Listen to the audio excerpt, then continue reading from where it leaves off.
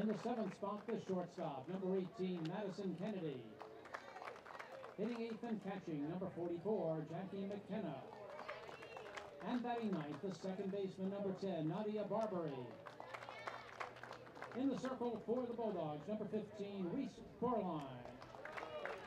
The Bulldogs are coached by Samantha Ricketts.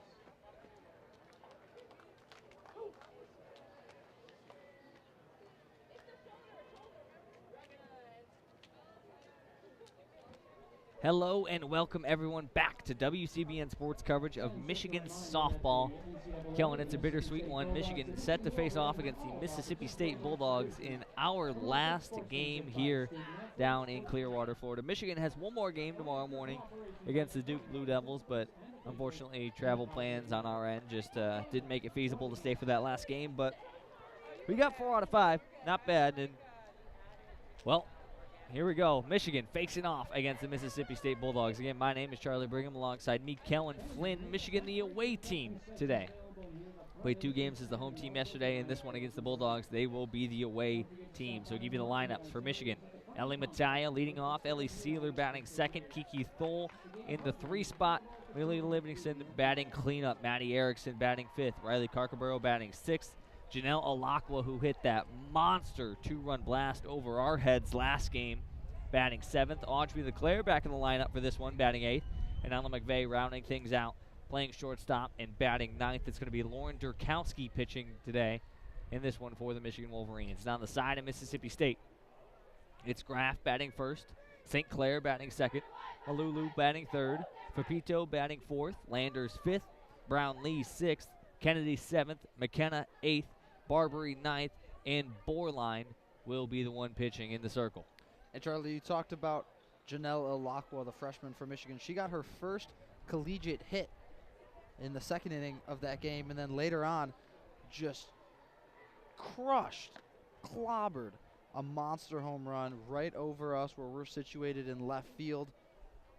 We're pretty much dead in left field, and she sent it right over our heads. We're on an elevated platform over the fence. Then we both stood up, outstretched our hands, and weren't even close to grabbing that one. It landed about 30, 40 feet behind us. And Alakwa, I'd say that's a pretty good way to follow up your first collegiate hit. Yeah, that ball was, just absolutely torqued. So she did enough to earn a starting spot. And again, no Lexi Blair for Michigan in the evening contest. It's Mattia in center now. Earlier today, there was Ellie Sealer in center, Indy Langford in left, and Mattia in her usual right.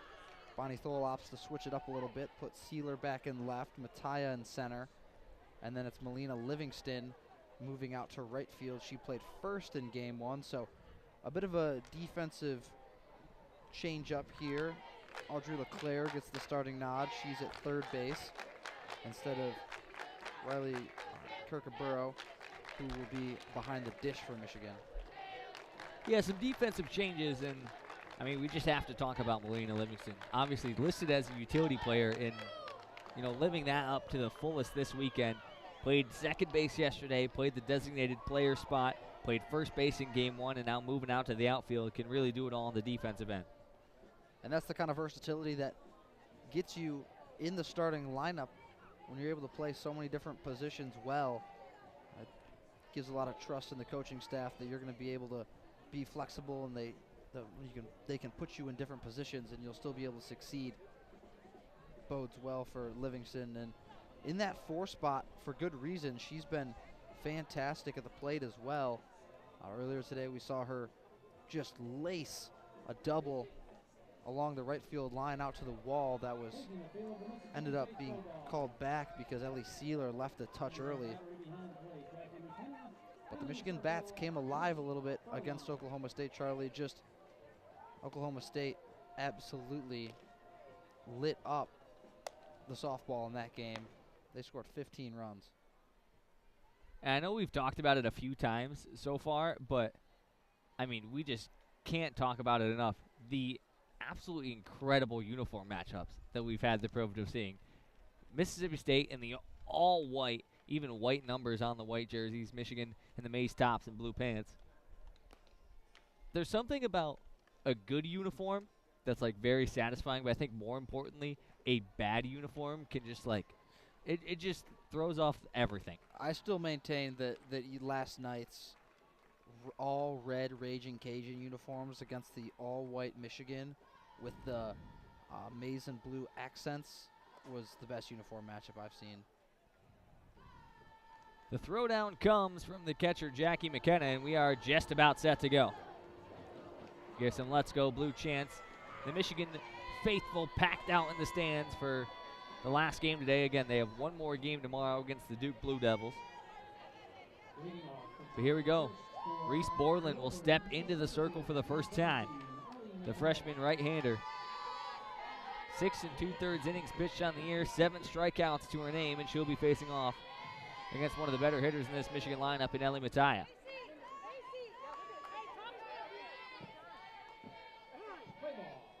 Mattia steps on that left-hand side, and we are ready to go. Borland checks the wristband, now goes right to the windup. First pitch, high and outside, ball 1.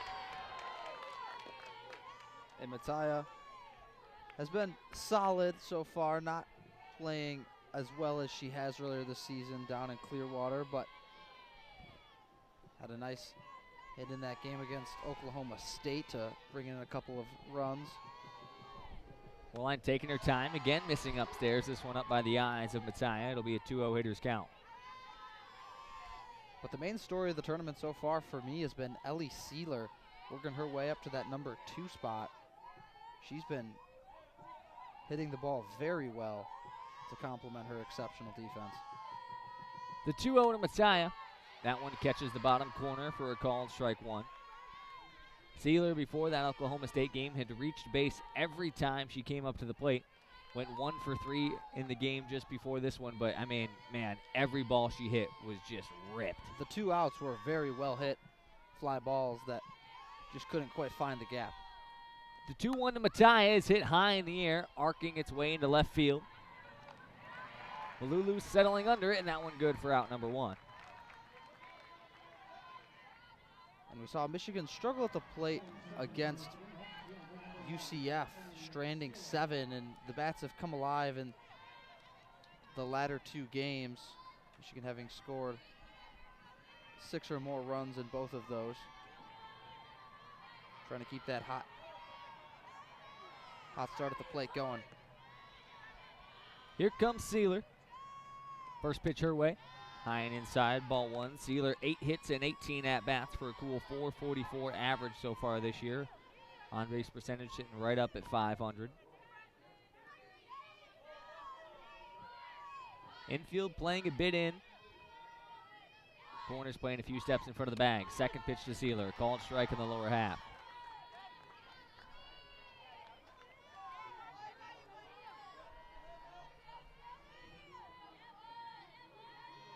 Sealer takes a couple practice swings and now will step back in. Borland taking her time, looking down at the wristband, now goes to the glove. The windup on 1-1, low again. Kiki Thole waits on deck, just trying to get her timing.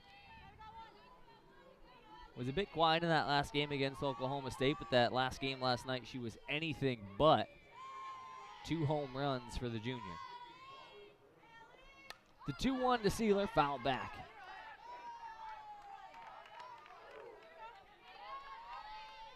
We saw the big 2-run blast early in that game from Kiki Thole last night, and then what was the walk-off to our coverage as it started downpouring. Kiki Thole hit an opposite field solo shot. 2 balls, 2 strikes. Borland to deal. Change-up hit high in the air towards right field. Settling under it is Landers, and that one good for out number 2. And a couple of long fly balls from these Michigan hitters, but nothing doing yet. And that will bring up Thole. 6 of 25 on the year, but 2 of those 6 have been home runs. 8 RBIs, 1 walk on the year. Borderline taking her time. Now we'll kick and deal. Big swing on pitch number 1. Fouled back into the glove.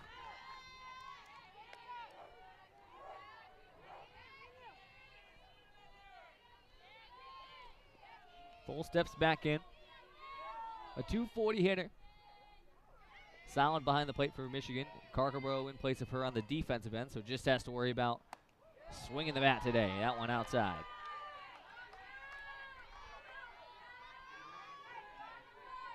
Borderline sits about mid-60s.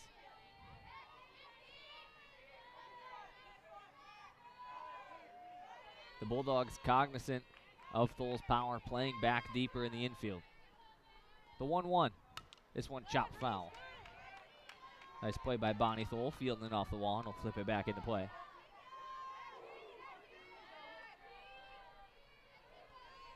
So Thul up to the plate.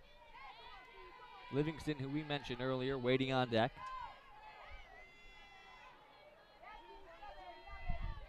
Borderline checks over to the dugout, now goes to the wristband. The wind up. This one hit on a line, but it's going to be foul. Hey, I'm always ready. Malulu, the right fielder, made her way towards that one. Might take a step towards the line again as Thul's put 2 that way foul. The third baseman, Graff, also kind of shading a step towards the line. 1-2 pitch on the way to Thul. That one fouled back again.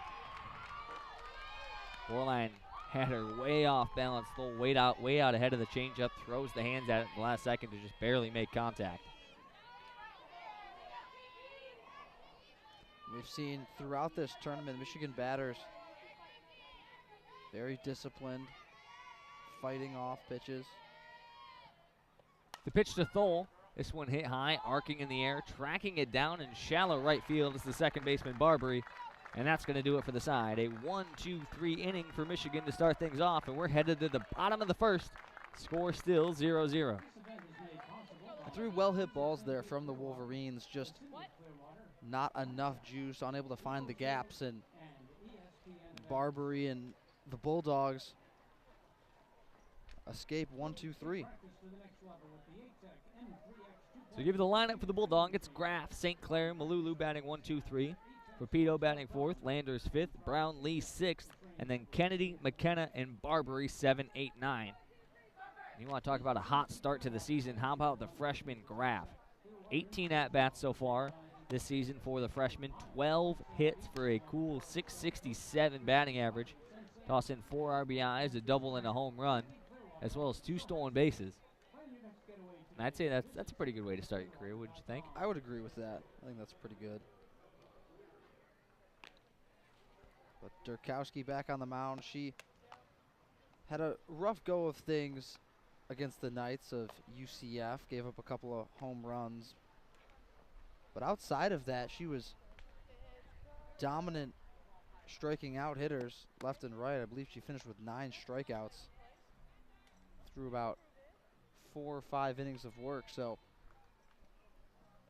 for Durkowski today, it's all about making sure she doesn't hang any pitches over the plate and just executes her stuff, because when she's on, she is fantastic. Kenley Hawk, the senior, down in the bullpen for Mississippi State, just trying to stay loose. The temperature's dropped a little bit, but it's still very, very nice. The throwdown comes from Carkerborough, tagged by McVeigh, flip back up, and we are set to go. Give you the defensive lineup for the Michigan Wolverines. As we mentioned, Durkowski in the circle, Carkerborough behind the dish, then left to right in the infield. LeClaire, McVeigh, Alakwa, and Erickson, and then left to right in the outfield. Sealer, Mattia, and who we were talking about before, Melina Livingston taking the spot at number 9.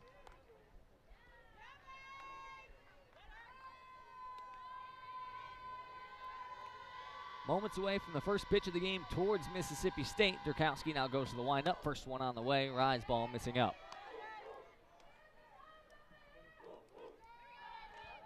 We have a message in the chat. Listen to you from Scottsdale wearing our baseball rally caps. Go Blue. Again, we'd like to thank you all for tuning in and supporting us here. None of our coverage would be possible without you. as Durkowski deals the 1-0. This one low in the dirt. Nice block by Karkaborough. If you're interested, no pressure and all, but drop where you're listening from. Always like to see where our fans are scattered all around the world. Again, like I said, none of this would be possible without you all. And we really mean all around the world. We have a number of international listeners that have tuned into the station over this past year, so truly is incredible to see where everyone's tuning in from across the globe. Dirk blows the 2-0 ball past the freshman Graff for a called strike one. That one a nice job painting the corner, so the count goes 2-1. Corners playing up middle of the infield even with the bags. And there's strike two, a nice changeup, froze Graff.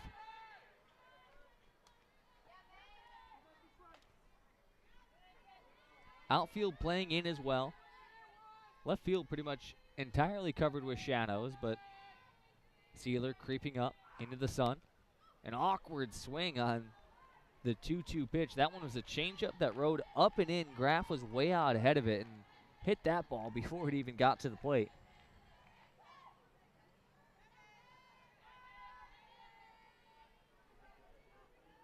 Foul ball keeps us at 2-2. The windup from Durkowski. That one, check swing. They're going to say it was high, and they're not even going to bother appealing. So the count goes full.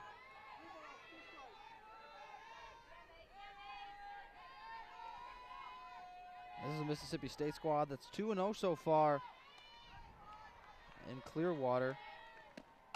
Durkowski's pitch rides inside, and they're going to say it hit her.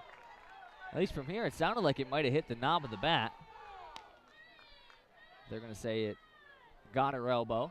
And that came off hard.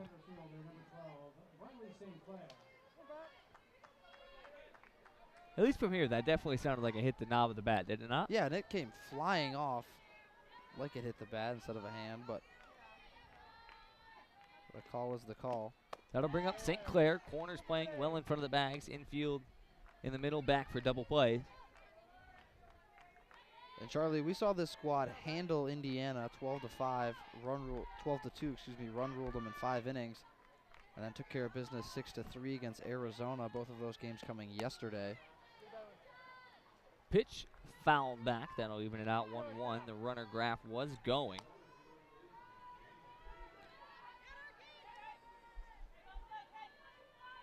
This is a very experienced Mississippi State team. The leadoff hitter in Graff is a freshman, and the 9-hitter Barbary is a freshman. But 2 through 8, everything in between that is all seniors. As the 1-1 pitch low and away, the runner took a few steps, but Karkaborough, nice job, popping up to keep her honest.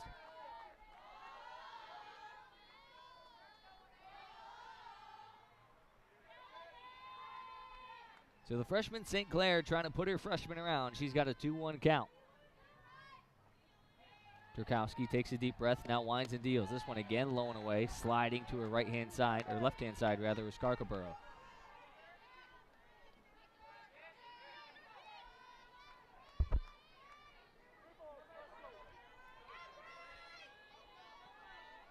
Durkowski has the stuff.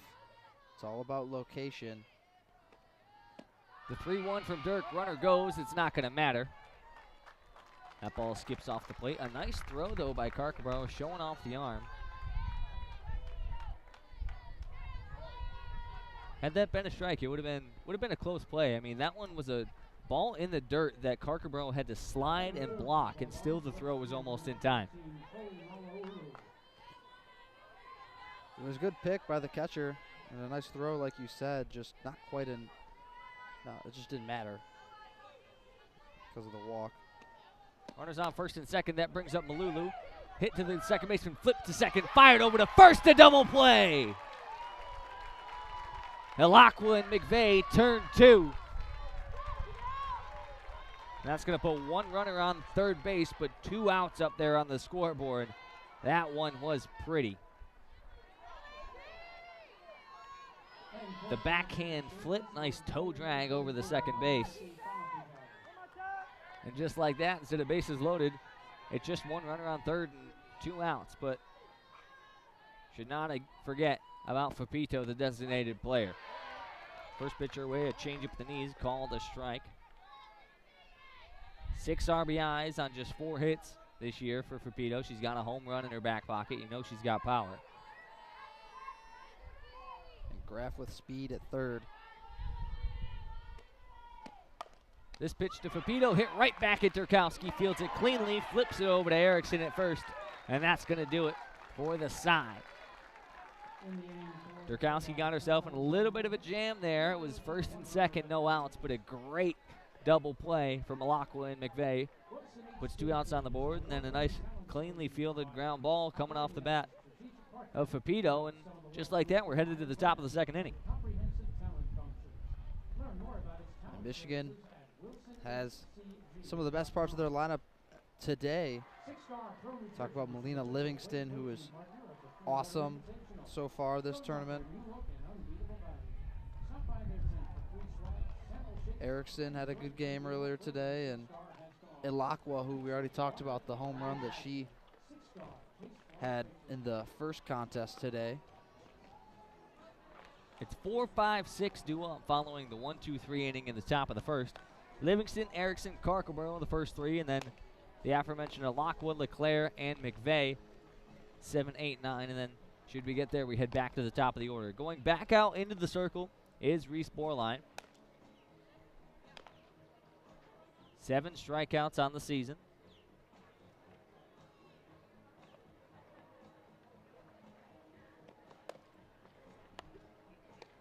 On the year, 7 2/3 innings pitched, has let up 2 runs and 5 hits, has also walked 2 batters.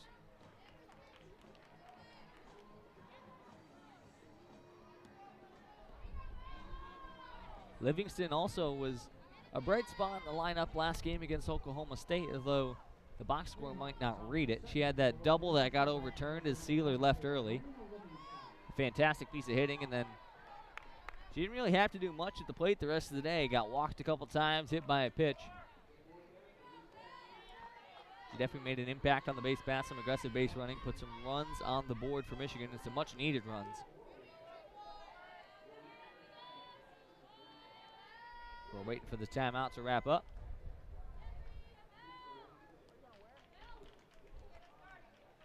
And it looks like we are good to go. Borline bends down, grabs a handful of dirt, and now we'll wipe it off and step onto the rubber.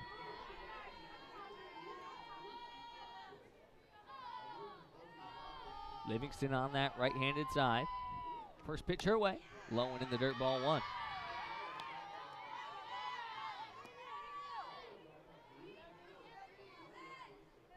Livingston at this point well established in the Michigan lineup, but was a transfer from Penn State. A few transfers trickled throughout this Michigan lineup. I think of Matias, really the first one that comes to mind. As that ball's up and out, 2-0.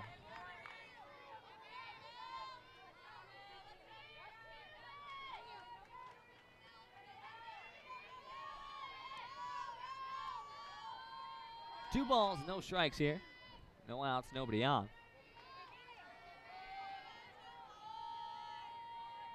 Borline's 2-0 pitch, swung on and waved over top. Trying to make it 2-1.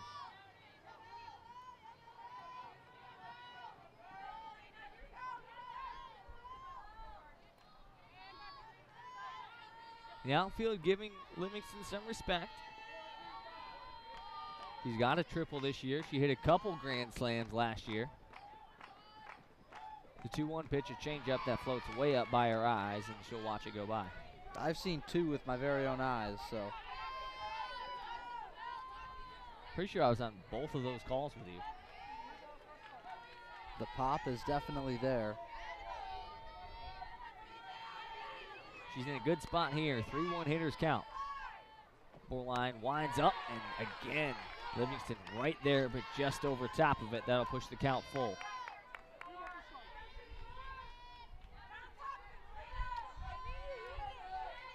And these are big hacks that Livingston is taking. She's not swinging for a single. She's swinging to put a ball through the fence. Not just over, through it. The full count. This one fouled back off the net.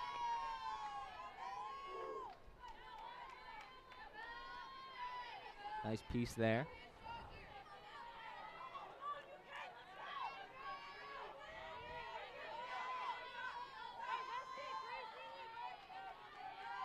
Borderline takes her time. Spins the ball against her right leg, checks the wristband, now goes to the glove. The full count pitch to Livingston. This one popped up. It's going to stay in play in foul territory. Over to make the play is Brownlee.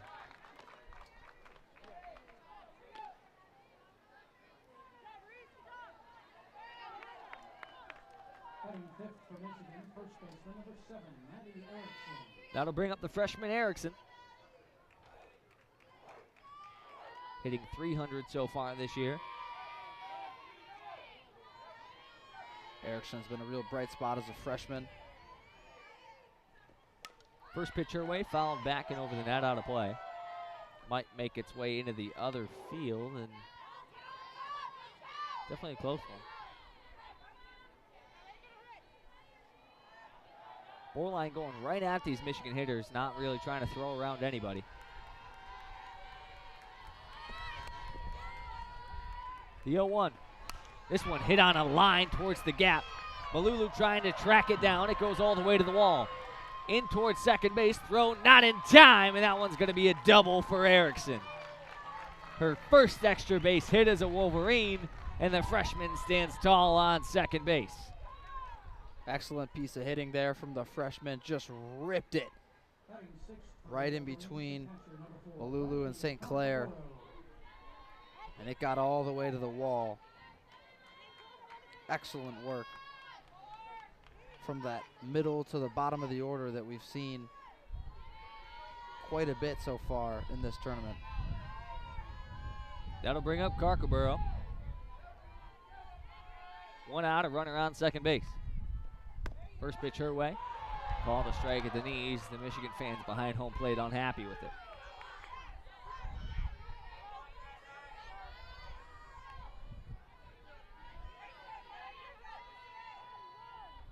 Borderline taking her time. Looking over towards the dugout. Finally gets her sign. Carcaboro just waiting. The pitch coming her way, low and in the dirt. Nice pick by the catcher, McKenna.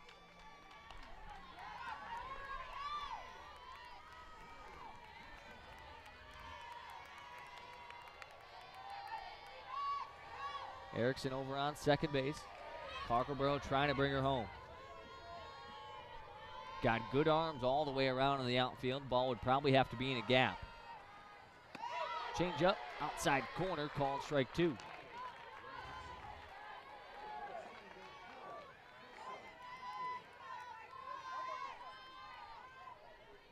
Count is 1-1.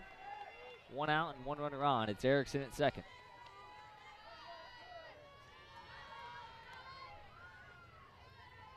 Deep breath from Borderline. Now the deal, this one hit high but foul. That one still hasn't come down and now finally hits the concrete. Carcaboro torched that one. That ball genuinely might have gone higher than it did far. And now there's going to be a quick meeting on the mound.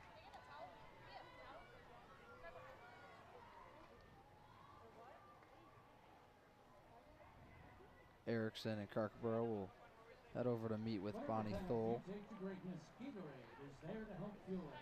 And Charlie, how awesome is this spot that we're in right now? I mean, yeah. We looked like a couple of goons during game one because the sun was right over top of us, and we were doing everything we could not to just get torched. We had like backwards hats, had the collar the collars of our polos popped. Just doing everything to block the sun, sunglasses, all that. But yeah, now that we're kind of in the shade, I mean, it's awesome. My thighs got a little roasted during game one, but now that I look at it, I think I did too a little bit. Yeah, can't complain though. Meeting wraps up. And here we go. It's Carcaboro at the plate with a runner in scoring position. A 1-2 count. The pitch from Borderline upstairs, ball two.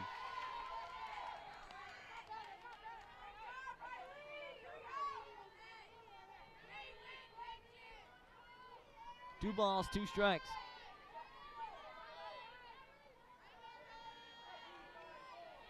Reese Borderline looking for her 8th strikeout of the year. The 2-2 swung on and missed. Carcabero just over top of that one. And that'll bring up Janelle Alakwa with 2 outs.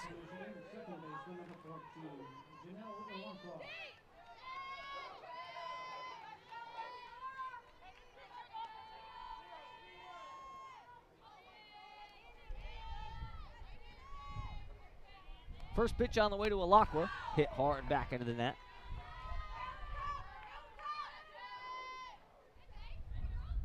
Just 3 at-bats so far this year for the freshman, but she's 2 of 3.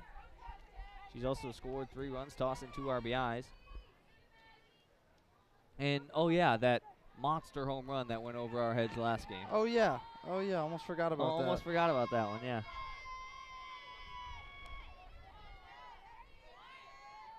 The 0-1 on the way to Alakwa. Inside, ball 1.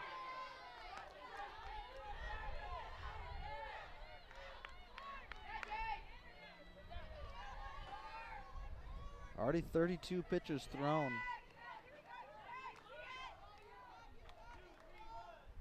Michigan hitters continuing to work the count. The 1-1 on the way to Alakwa. That one watched as it went by for a called strike.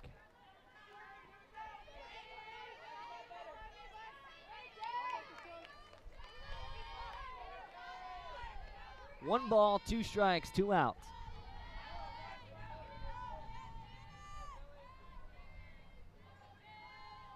Four line goes to the windup.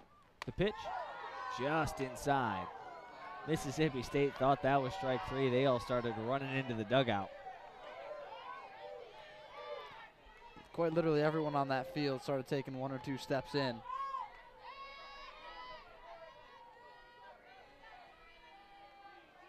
Home plate umpire Willie Lopez knows best. So the count's 2-2. The windup, check swing. The ball hit the dirt, they're gonna appeal.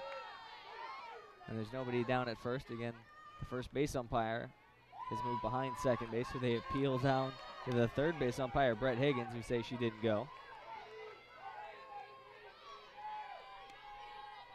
That one was about as close as you can get. Just barely stayed short, I think. Full count pitch, 2 outs. This one popped up. Trying to block out the sun with her glove is the first baseman, Brownlee, and she does. Michigan leaves 1 stranded. We head to the bottom of the second, still locked at 0.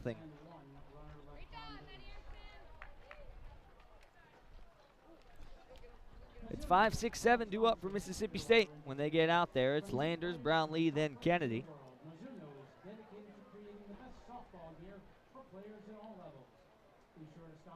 We've yet to see Durkowski really get into her groove yet. Still kind of feeling it out a little bit. Didn't see any action in game 1 today.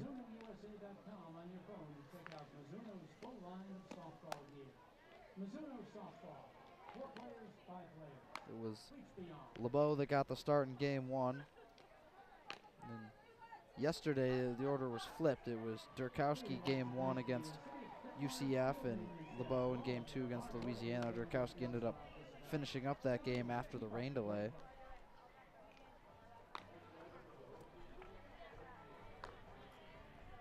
But 32 strikeouts through 24 innings of work.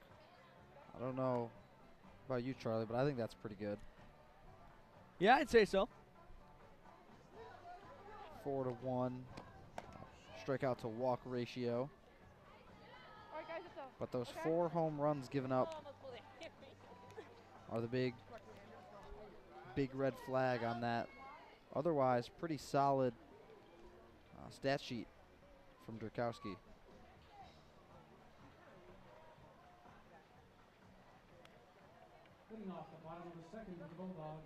The infield meets with Durkowski. And again, it's 5, 6, 7. Landers, Brownlee, Kennedy, the first 3 due up, and then it'll be McKenna and Barberry should we get there before we head back to the top of the order.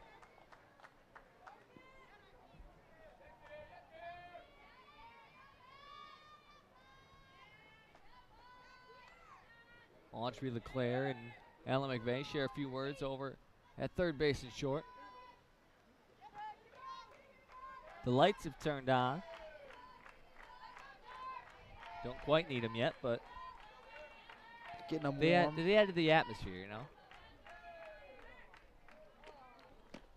First pitch of the second inning from Durkowski is a check swing. It's not going to matter. A called strike. Carcabro appealed down to third base, but the home plate umpire, Willie Lopez, called it a strike before they even needed the call.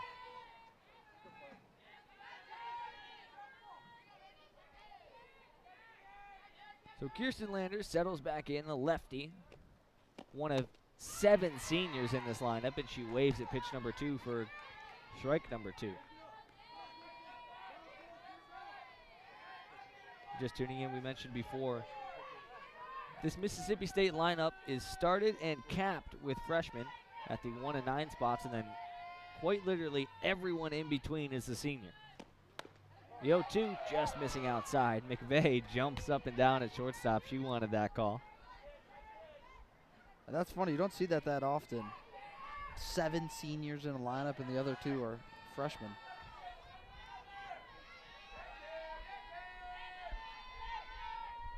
Durkowski takes a deep breath. Now deals on 1-2, low and away. Keep working, kids. Get on time. After Landers, it's 4 righties due up for Mississippi State.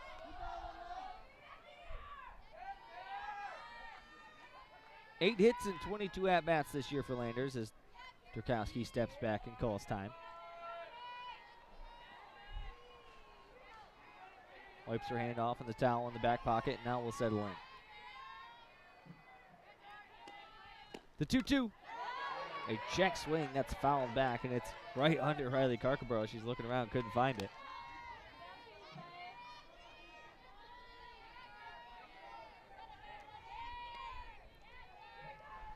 Of Landers' 8 hits, 4 of them are for extra bases, a pair of doubles, and a pair of home runs.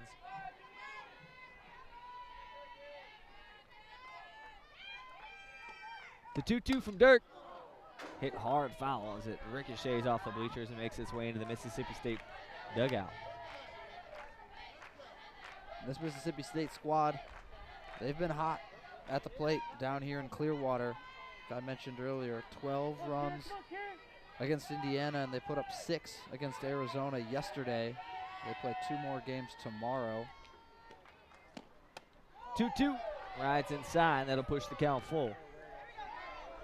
Central Florida and South Florida is the draw for the Bulldogs tomorrow. Michigan got a taste of Central Florida earlier in this tournament yesterday, and they got to see the Bulls of South Florida just a couple weeks ago. Durkowski's full count pitch, foul back, we'll do it again.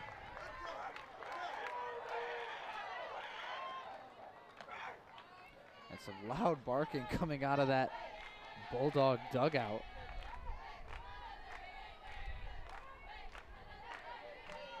I believe that was McKenna,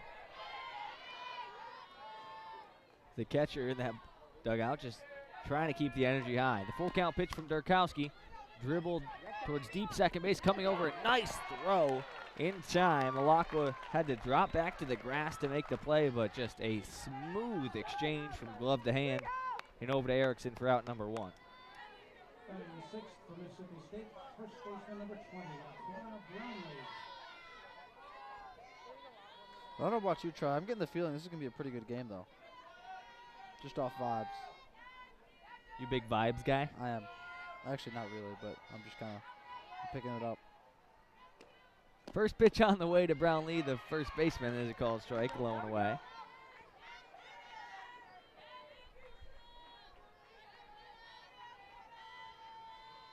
The ESPN broadcast shows the replays of some Brownlee home runs. This Mississippi State team's a big fan of the gritty.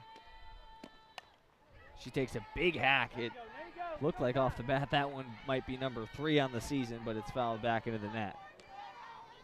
Every time there's an out, all 3 outfielders look at each other and hit the gritty.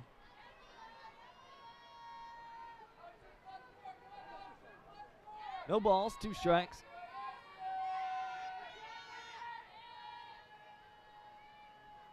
Durkowski's wind up.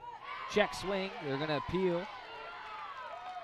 And they're going to say she went around. That one good for strike number 3. Punch her out. And for those of you at home keeping track, and they show the replay, she definitely went around. For those of you at home keeping track, that's number 33 on the year for Lauren Durkowski.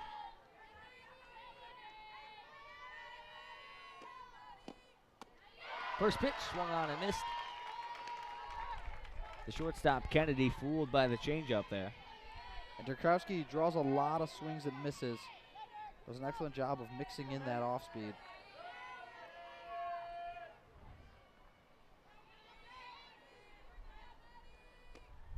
Durkowski's 0-1, upstairs, make it 1-1. They show some rotation of scores. UCLA currently up 7-2 over Virginia Tech. Arkansas up 7-1 over Louisiana.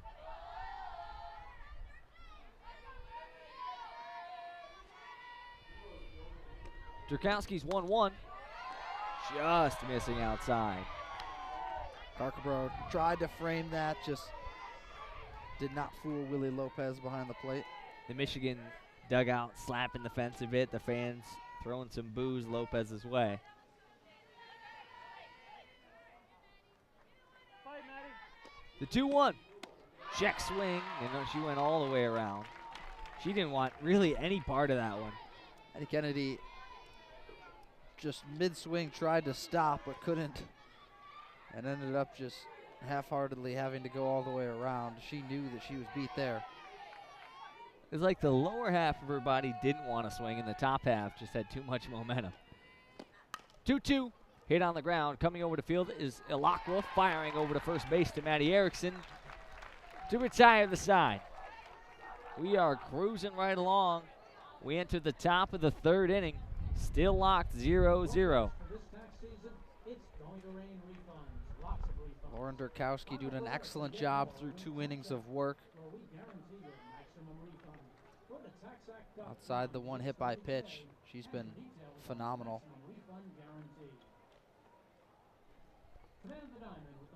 7-8-9, or excuse me, 8-9 top due up for Michigan. Audrey LeClaire, Ella McVeigh, and then back up top to Ellie Mattia.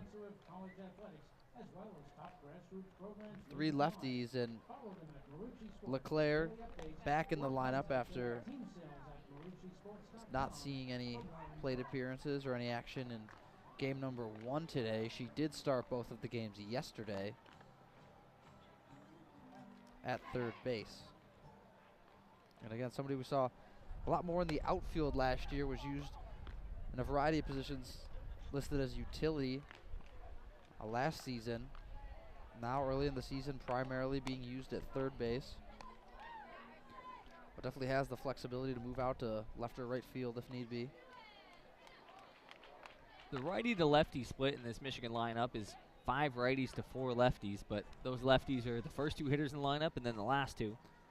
So we'll see 4 lefties in a row, followed by 5 righties. Thole, Livingston, Erickson, Carcabro, and Ilakwa, the 5 righties who fall in the 3 through 7 spots.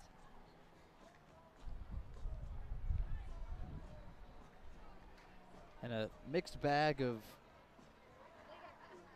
experience in this Michigan lineup. Got a couple of freshmen, a couple of seniors, a couple of sophomores, a couple of juniors. It's all very well balanced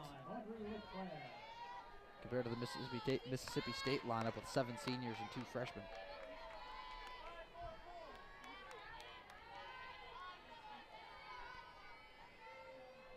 Reese Borline back in the circle for Mississippi State. Her first pitch below the knees of Audrey LeClaire. That one called ball 1.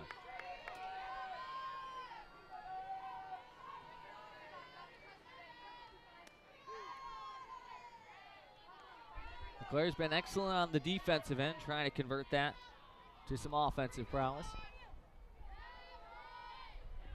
Borline's 1-0. Right down Broadway, strike 1.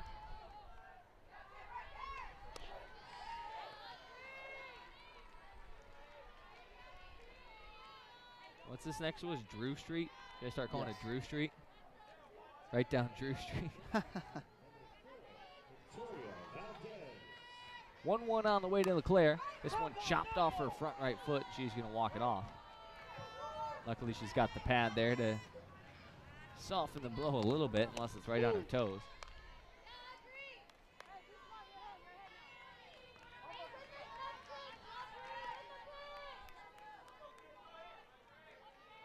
Foul ball makes it 1-2.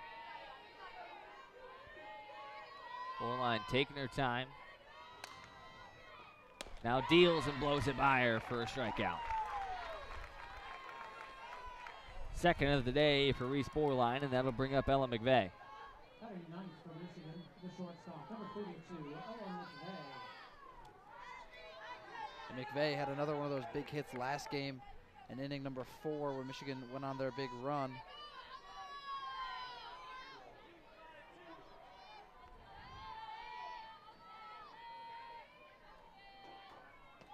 The wind-up, first pitch. That one's low.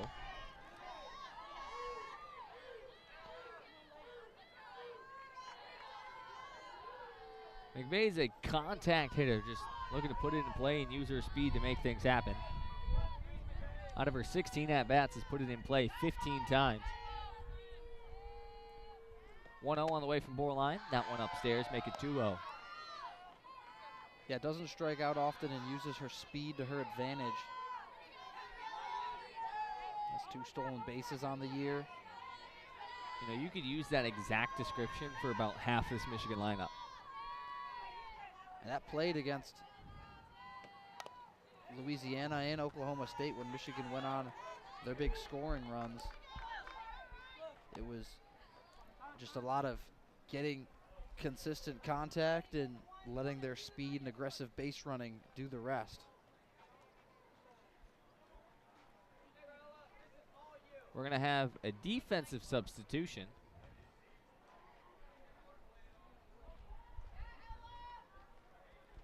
Looks like the shortstop Kennedy is going to head into the dugout.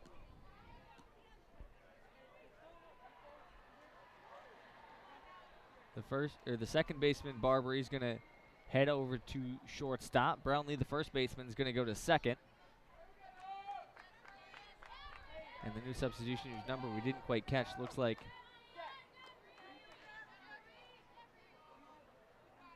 it may be number 2. Not quite sure. We'll get the official word in a moment. Willie Lopez talking it over with Samantha Ricketts, the head coach of this Bulldog squad, and now Bonnie Thole, the Michigan head coach, just confirming what's going on, getting updated. It's going to be Riley Hull, number 4, who goes and checks in at first base. Flashback to that last pitch to Ella McVeigh. She was visibly kind of frustrated with it. She didn't want to swing, and it would have been a ball, but it rode a bit inside and just knocked off the tip of her bat for a foul ball. So Borderline gets a free strike, infield playing well in. The 2-1 to McVeigh. Lays down a bunt. Borderline's got to come up and field it. Throw over to first just in time. Nice coverage by Brownlee.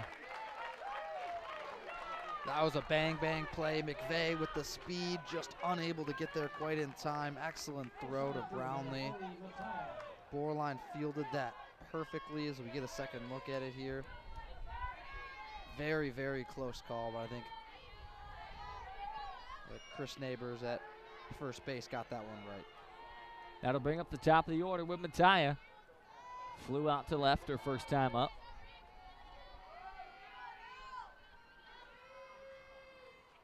Pitch from Borderline, hit hard up the middle. Brownlee trying to get over to it. It goes off her glove and up into the hands of the shortstop Kennedy, who fires it over to first, but it's not in time. Mattia showing off the wheels there.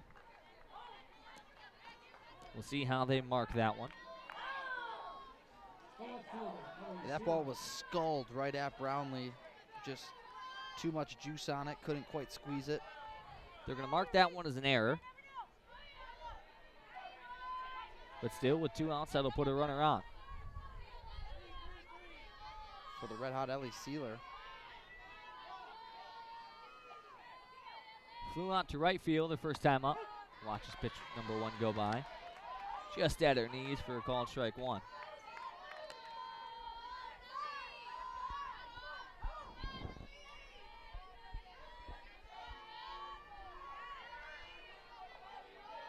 No balls, 1 strike, 2 outs here. 4 lines pitch. That one's low, make it 1-1.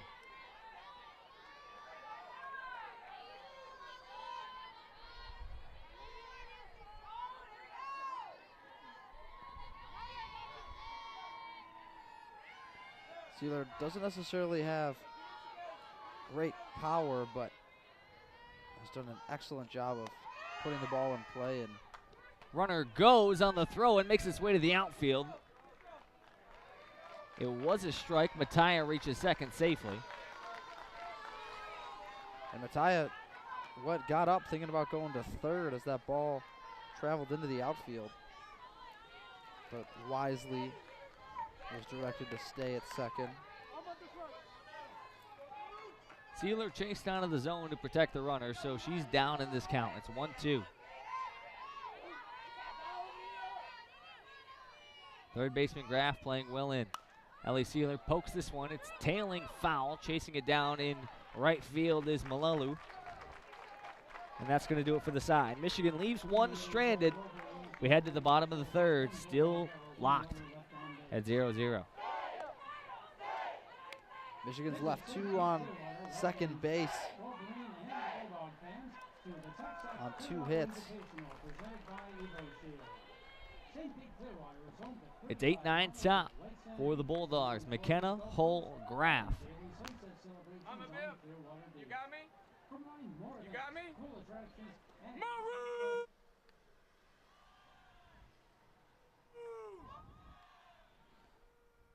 Is there some cheers from the Bulldogs fans in front of their bench? Would like to remind you all that it is fundraiser week at WCBN.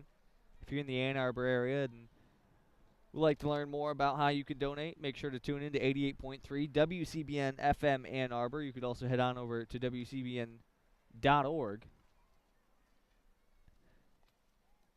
Make your way on over to the donate tab and help support Freeform Student Radio. Speaking of Freeform Student Radio, if you want more WCBN Sports, make sure to tune your FM dials to 88.3 WCBN FM Ann Arbor, Monday through Thursday, 6 to 6:30 p.m. for the Daily Sports Report, our WCBN Sports Just Talk radio show. Hanging out, talking sports. Just chopping it up. I'm excited to get into mock drafts. That's one of my favorite things to do. Monday DSRs. Now that football season's over, we get to talk about the NFL draft, which I love doing. Expecting the Monday after spring break, do our first mock draft. Looking across the way over at field number 8, UCLA, as they enter the bottom of the 4th inning, is currently up 7-2 over Virginia Tech. Yeah, that UCLA team, they're good. There's a lot of really good squads here. Florida State, top 10, and UCLA, number 2. They battled earlier today in a close game that UCLA wound up on top. Oklahoma State we saw earlier today, they're number 5 in the country. First pitch from Durkowski, call strike in the outer half. That one getting up near 70 miles per hour.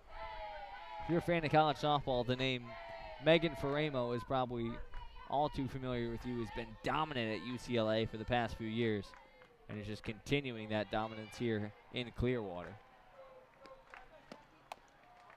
The 0-1 outside, even it out at 11. Durkowski's pitch count sitting at 35 through 2 innings in about 2 pitches.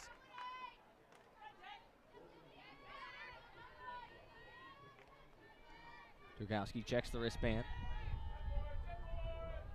Now goes to the windup. The 1-1. Swung on, chopped foul.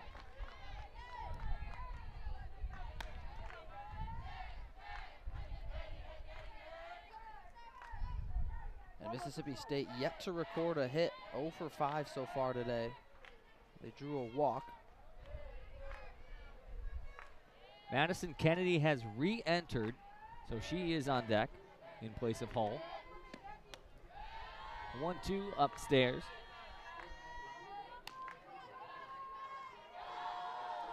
That one popped out of the glove of Carcaburo. No Kiki Thole behind the dish, so something to keep an eye on. Carcaburo, an experienced catcher, and the typical number 2 for Michigan. Turkowski's 2-2. Outside, push it to a full count. The catcher McKenna is off to a good start this year. 4 hits and 13 at-bats. 3 of her 4 hits being doubles.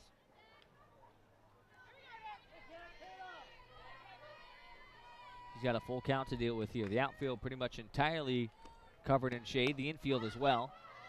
Full count pitch on a soft line drive over to second base for Alakwa. Out and good for out number 1. I've been really impressed with Alakwa, what she's done today.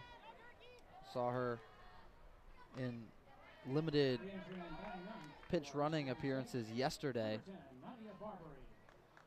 She's working her way into the lineup more and more. Hard to sit someone on the bench that's playing as well as she is. First pitch on the way to Kennedy, a called strike.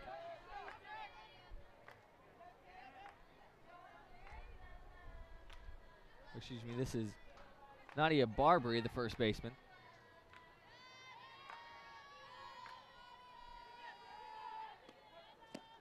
Pitch number 2 on the way to Barbary, a check swing that gets poked foul. Sort of a lucky and unlucky break for Michigan. That ball obviously bounces off. Foul ball for a strike, but it was maybe 3 inches away from being a fair ball, and I don't think Barbary even realized that it was that close because she never even left the box. Well, and Barbary, yeah, like you said, half swung at it and just so happened to make pretty solid contact. The 0-2. This one hit on a line towards right field, and what a veteran play by the mom over there in right field. Jumping in front of the stroller to block the ball had it come her way. That's a veteran move. That's somebody that's been at the ballpark a time or two before. Count stays 0-2. Turkowski deals. This one another awkward check swing. LeClaire feels it, throws it across the diamond, but it pops out of the glove of the first baseman, Erickson. And not the best throw from LeClaire. Threw it in the dirt. A tough pick for Erickson to make. We get another look at it here. That one was an awkward swing. LeClaire just didn't really get a good grip on it, and yeah, threw it into the dirt. It was one of those awkward in-betweeners where Erickson was playing for the pick because the throw was low, but it made it most of the way there, so she just kind of had to try and trap it between her glove and the ground, and it just squirted out from underneath.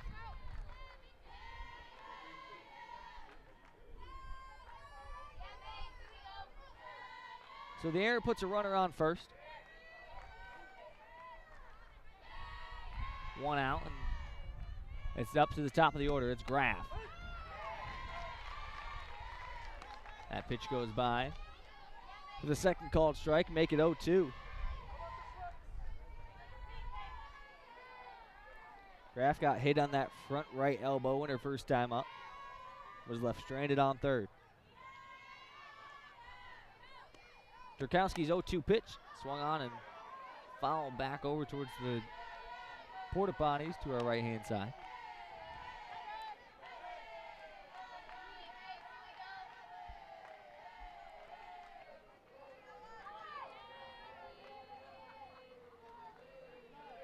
No balls, 2 strikes here.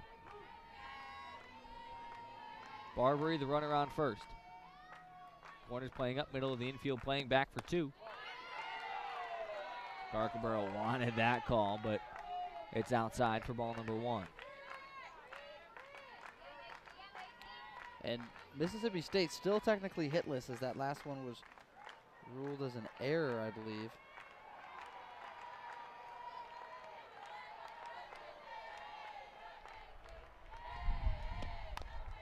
This one rolled over, and Turkowski can't field it cleanly. She grabbed it with the glove, tried to flip it back to her hand, and just threw it into the dirt. And Michigan, with a couple of fielding mistakes, now leaves 2 on with 1 out for the Bulldogs. That's back-to-back errors from the Michigan infield. Now, as you said, Kellen, the Bulldogs have 1 out and 2 runners on. Barbary in scoring position. Now Bonnie Thole is going to come chat with her infield. Uncharacteristic of this Michigan infield. They've typically been pretty rock solid on the defensive side. We've seen this infield make a number of excellent plays, flashing the leather so far this weekend. St. Clair walked her first time up, was left stranded on first.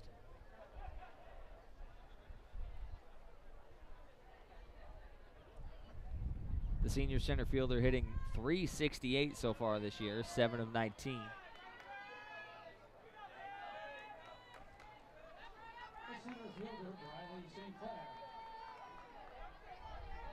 The middle of the infield playing back. McVeigh and Alakwa looking to turn 2. They turn a nice double play in the last game against Oklahoma State. Erickson and Leclerc at the corners playing up in front of the bags. Pitch outside, ball number 1.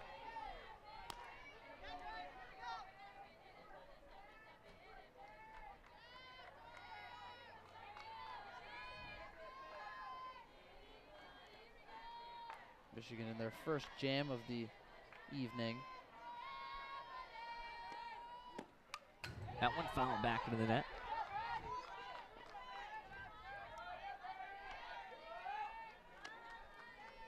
One ball, 1 strike. A double play would get Michigan out of the jam. The left fielder, Malalu, waiting on deck.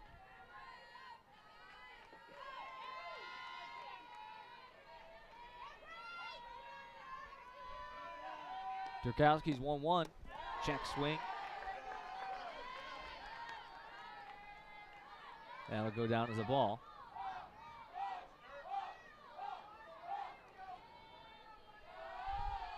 Riley St. Clair, 1 RBI in the air, looking for more here.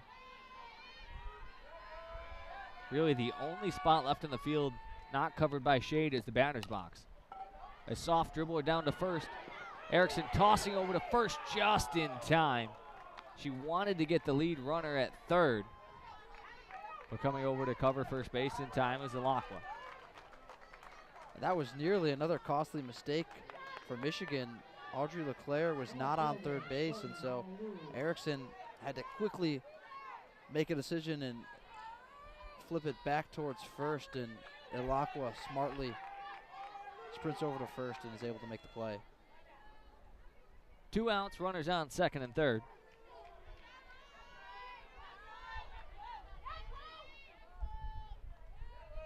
Malalu grounded into a 4-6-3 double play in her first time up.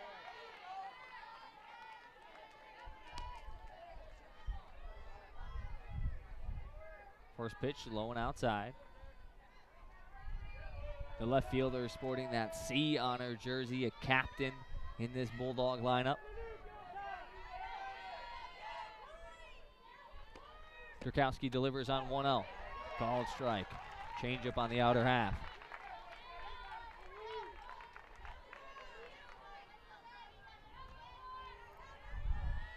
Turkowski just 1 out away from being able to get out of this. Barbary on third, Graff on second. Pitch up by the eyes. That one touching 70.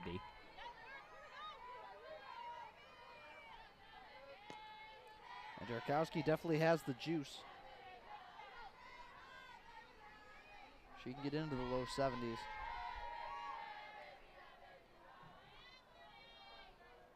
Two balls, 1 strike. Turkowski gets her to swing and miss. Drops 15 miles an hour off that one, low and inside. Malalu waves over top of it. Now, Turkowski 1 strike away from getting herself out of this jam.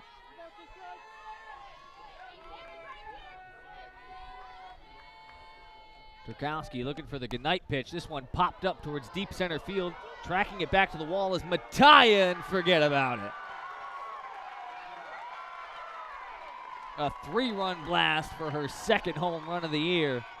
And the Bulldogs strike first.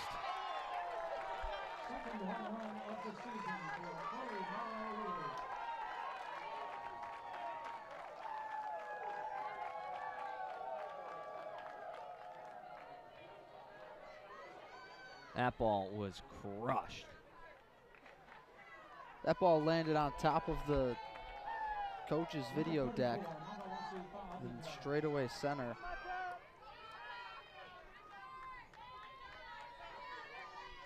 Durkowski just left that one hanging. Her teammates right there to meet her. And this ball's ripped off the wall. Livingston in right field trying to track it down. Throws into the cutoff. It's going to be a stand-up double. Immediately following the home run. That ball ripped to the fence by Fapito.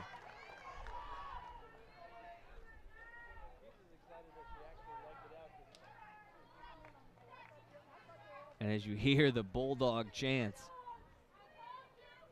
Livingston took a decent path to that ball, but that one was reading 2 out of the gate, and now we're going to have a pinch runner.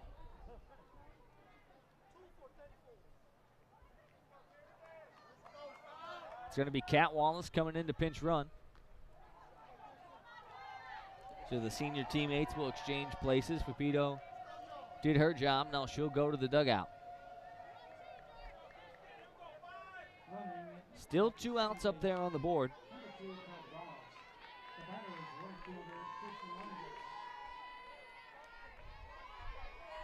And here comes Landers. First pitch, called strike.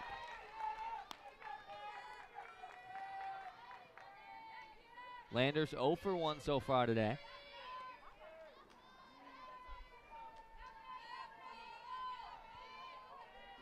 He's got a runner on second, 1 strike and 2 outs. Durkowski's pitch slowing outside. Nice block by Carcaboro to keep Wallace at second.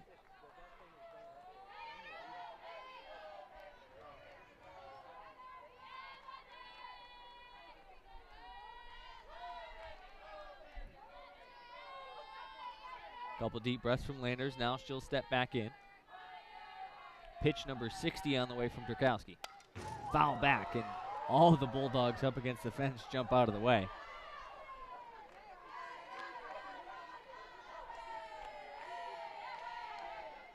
That makes the count 1-2.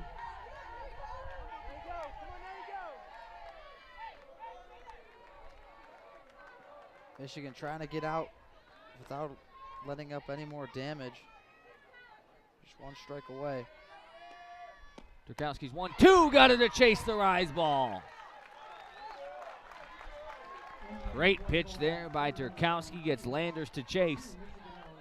And that'll put Michigan back out on the offensive attack. They've got 3 to get. Malalu delivers on a 3-run bomb, and the Bulldogs are out in front. Charlie, that's been kind of the story of the weekend for Lauren Durkowski. She's been excellent, aside for just a couple at-bats a game, and she's gotten really punished when she's left anything hanging. And it's frustrating because she does do such a good job. She can be so dominant at times, but just a couple times a game, she's been getting punished for leaving some of those pitches hanging, and experienced teams have been able to take advantage. It's the middle of the lineup due up for Michigan. 3-4-5, Thole, Livingston, Erickson. Erickson in her last time up, the only Wolverine with a hit, ripped that double to the fence. Gonna look for another spark here.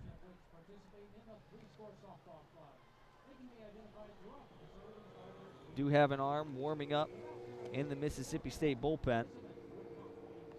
That would be number 28, Aspen Wesley.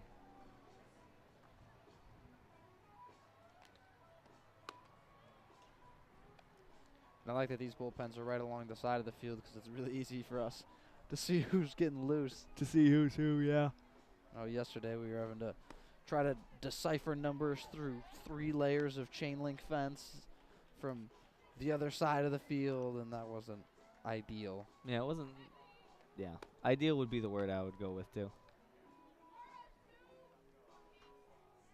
The throwdown comes from McKenna. And Borline shares a few words with her team, and we're almost set to go. Virginia Tech keeping it a ball game over there. The score of the UCLA VTech game, 7-4. Bruins still out in front.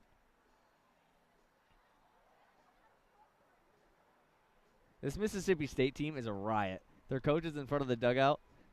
Their coach, Samantha Ricketts, in front of the dugout doing an interview on ESPN, and they're all just standing behind the fence, like staring at the camera. Waving, talking.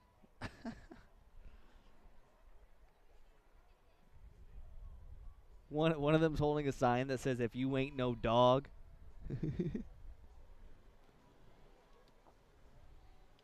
They look like they have a lot of fun together as a team. Yeah, this team looks like a riot. When Malalu hit that home run, they all made a tunnel in the dugout, and they had her gritty through the tunnel.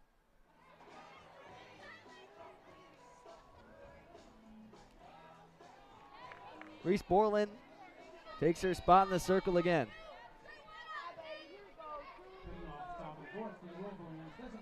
It'll be Kiki Thole.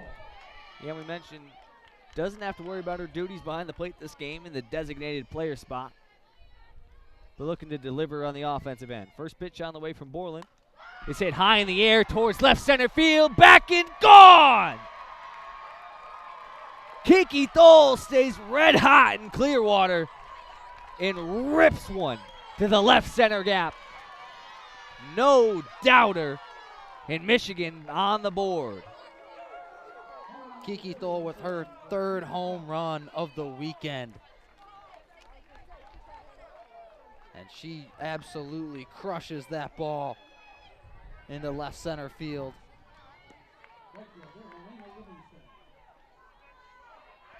As I got on the ESPN broadcast, waving her around the bases. That's awesome. Next one that goes by, now we know it's going to pan this way. Now we shouldn't have to look at it. That one, a line drive ripped right through by Melina Livingston, in Michigan starting to show some signs of life. That's funny. That's awesome.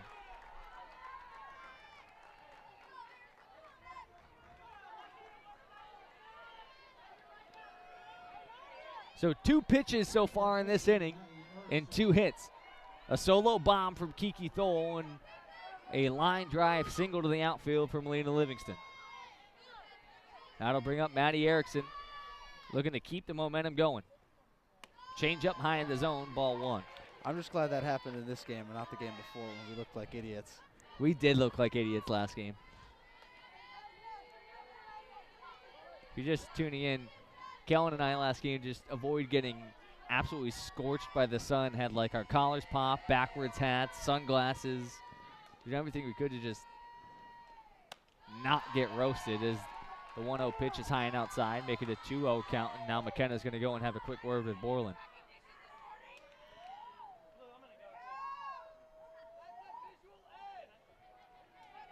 And now Mississippi State is going to go out and have a meeting on the mound with the coaches. Maddie Erickson goes down and has a quick word with Bonnie Thole at third. And Michigan strike while the iron's hot. Potentially see a crack. Got to exploit it.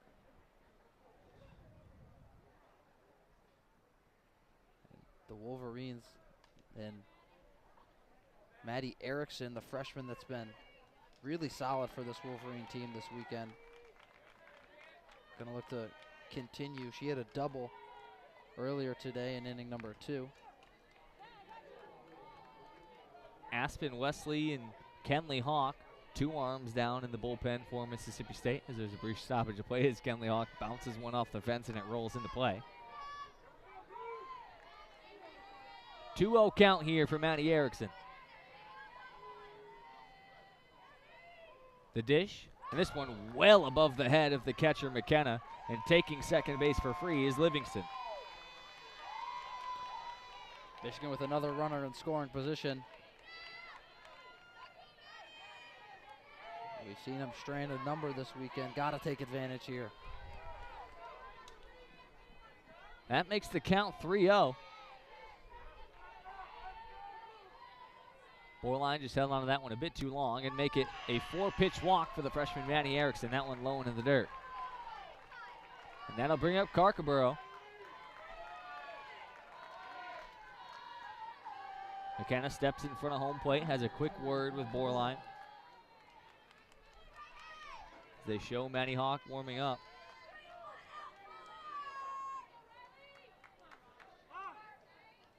And now we're going to have a substitution. Would not be surprised to see a pitching change here. And Hawk seems to know it's her time. She trots on over from the pen. So it will be Kenley Hawk. Reese Borline, her day not quite done. Livingston and Erickson will be attributed to her. It's going to be another righty in the circle in Kenley Hawk.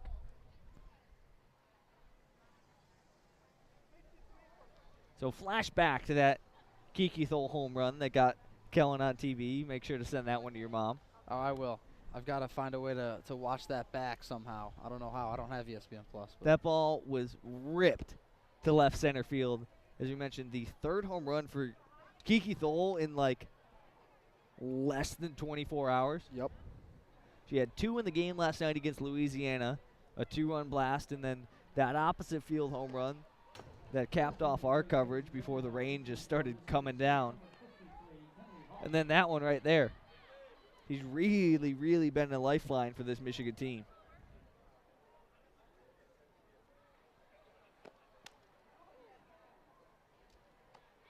Hawk, the senior from Palestine, Arkansas. Getting some tosses to get warm as the sun setting here. It's beautiful, beautiful evening. I mean, yeah, this is just picturesque. Palm trees, under the lights, blue and orange sky. I mean, like, you just can't ask for a better. Where else would you rather be than right here, right now? Definitely not Cleveland, Ohio. Definitely not Cleveland, Ohio. Definitely not Ann Arbor, Michigan.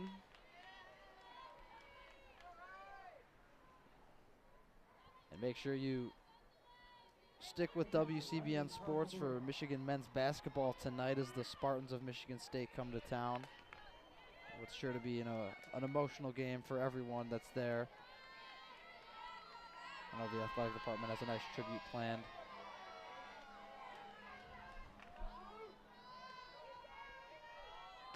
First pitch on the way. Runner goes to third. It's going to be a late tag, and she slid under it. Livingston took third. Carcaboro squared the bunt, pulled back in time. And now Michigan just 60 feet away from pushing another run across.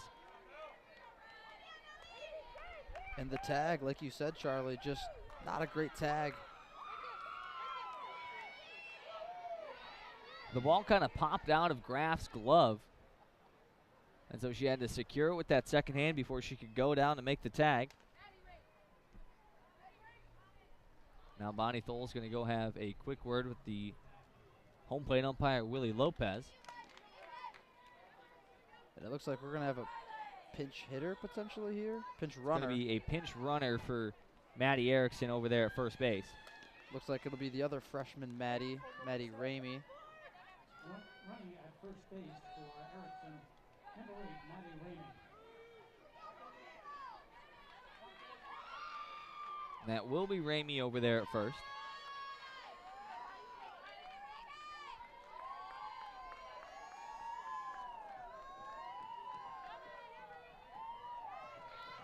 So Livingston on third, Ramey on first. No outs and a 1-0 count for Riley Carcaboro. The 1-0. Hit on the ground, back towards Hawk. Fires over to first base, but moves the runner. Livingston stays put at third. Nice play by Hawk to look her back. And Livingston, a smart veteran on the base path there. Forces Hawk to think twice before just immediately whipping that over and saves a double play as well. That'll bring up Janela Lacqua. Had a 2-run blast just a couple hours ago, and Michigan would love another one of those here. First pitch high and outside, ball 1. Wolverines 0 for 4 with runners in scoring position today. Big opportunity to change that here with 2. in scoring position. Hawk taking her time, looking at the wristband. Now the 1-0. Swung on, tipped back to the glove. A nice swing, though, by Alakwa. Hawk touching 70 there.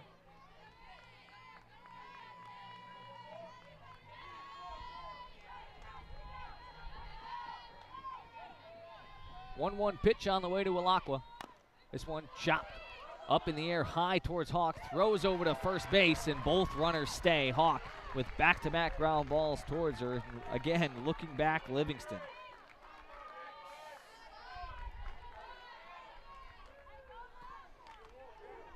So here comes Audrey LeClaire.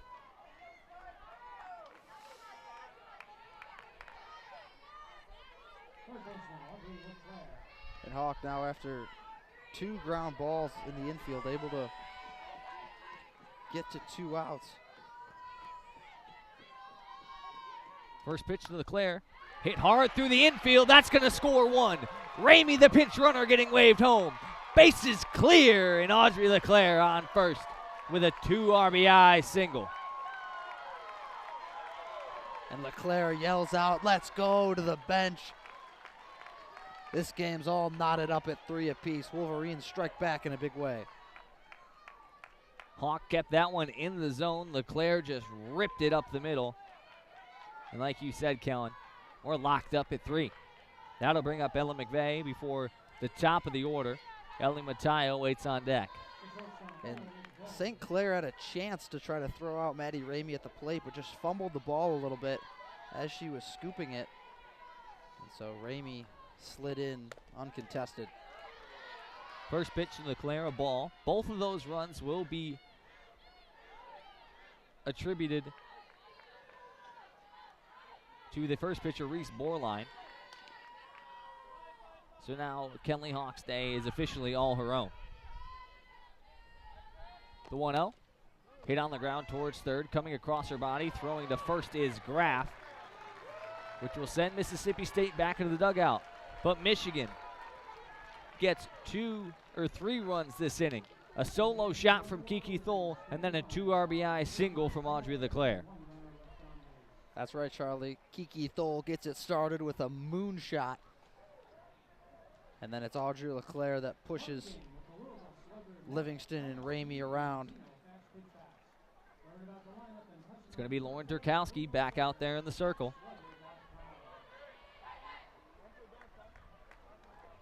As the Arizona Wildcats walk in behind the fence. It is kind of cool. We get to see all the different squads pull up to fields 9 and 10 here.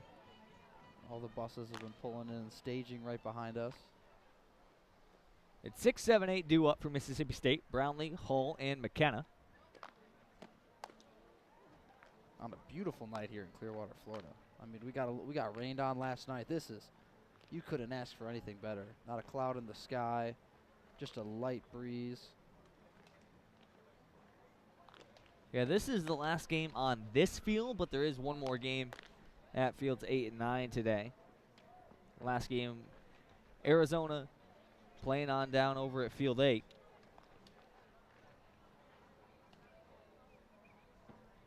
Bonnie Thole's going to do a quick little interview as, again, the wait plays. Such a good song. I told you, Charlie Brigham, the vibes are high here. The vibes are high. Our Lyft driver today was on the Margaritaville station on the radio.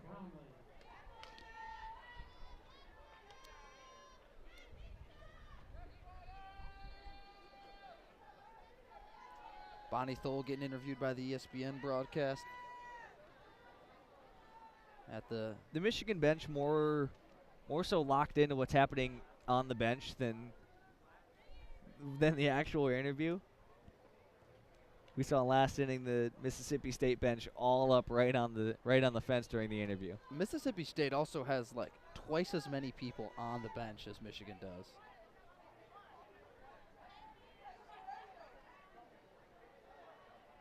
Brownlee struck out her first time swinging. Just her second K of the year.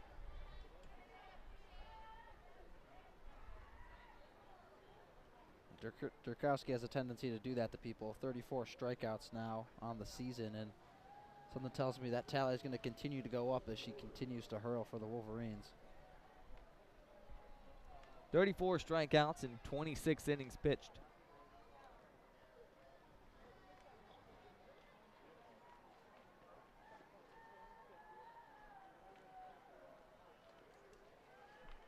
About 1.5 an inning. That's not bad at all. No, it's not. We're locked at 3 as we enter the bottom of the 4th inning. Lauren Turkowski taking her spot back on the rubber. She had 61 pitches in her back pocket. And she'll have the 6, 7, and 8 hitters due up first for Mississippi State.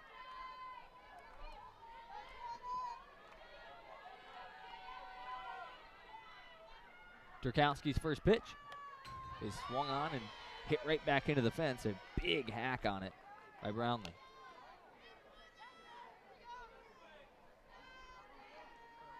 She's got 2 home runs on the year. You know she can hit the long ball. 7 RBIs on just 6 hits.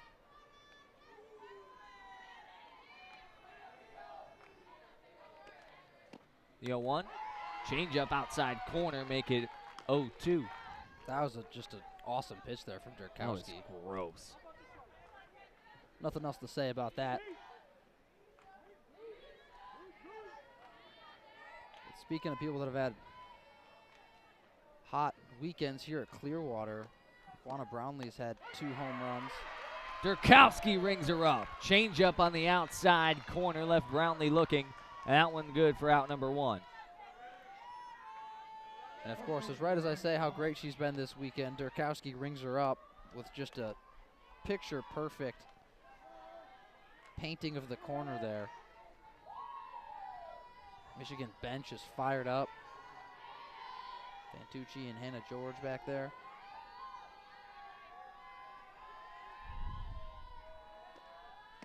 Durkowski's first pitch swung out and missed. Hull took a big hack at that one, but came up empty.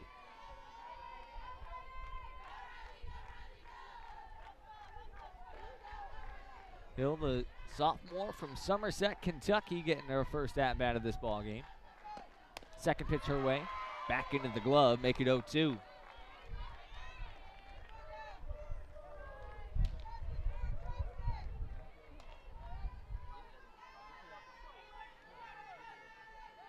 Hull came in as a defensive substitution at first base and has stayed in the lineup. Durkowski's 0-2. Outside corner just missing. You hear some oohs from the Michigan side. And Lauren Durkowski might be starting to find a little bit of a rhythm here. 1-2 pitch on the way from Durkowski. Soft dribble over towards third. LeClaire fields it cleanly, gets this throw in time. Made sure to set her feet there after the last throw over towards first, skipped its way there. No doubt about that one. No questions there. That'll bring up McKenna. Outfield taking a couple of steps back.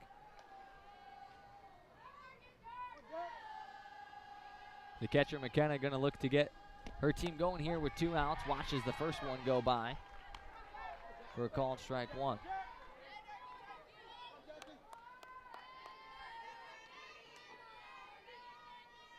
Oh for 1 tonight with a pop-up to a Lockwood second base. Durkowski's 0-1. Just missing up. Ella McVeigh jumping and spinning around at short. She's always very animated when she doesn't like the call. She's got to let him know. The count's 1-1. Durkowski checks the wristband. McKenna with the bat over her right shoulder. That one inside. First time this inning, Durkowski's been behind in a count.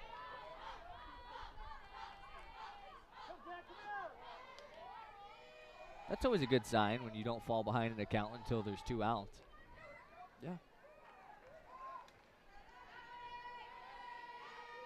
Durkowski spins the ball in the right hand. The delivery on 2-1. That one paints the corner beautifully, even it back out 2-2.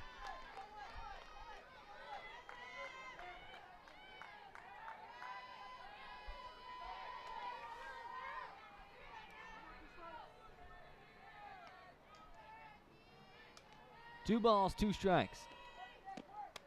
That one a bit too high for both McKenna and Lopez's liking. That makes the count full.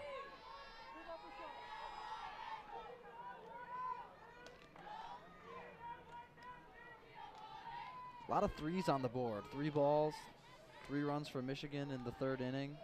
3 runs total, same thing for Mississippi State.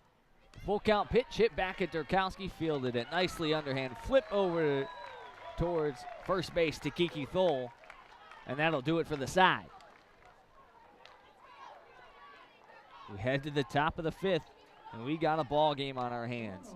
3-3, and Michigan will have the next crack at it. Top of the lineup due up for the Wolverines. Mattia and Sealer both 0 for 2 today. But I'd expect that to change soon. They're both too good at the plate. There's a quick update from the UCLA Virginia Tech game as Brady in that number 7 jersey launches one over the right field wall. We watched that happen just a minute ago. By Brady, of course, Tom Brady's niece. So there's always a tie back to Michigan. Always a tie back to Tom Michigan. Brady enjoying retirement. Tell you what, those powder blue UCLA uniforms. Ooh. Ooh. Ooh.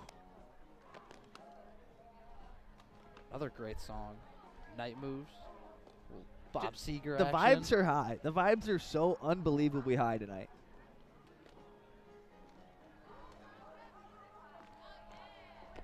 Bob Seger, of course, a Michigan, state of Michigan guy.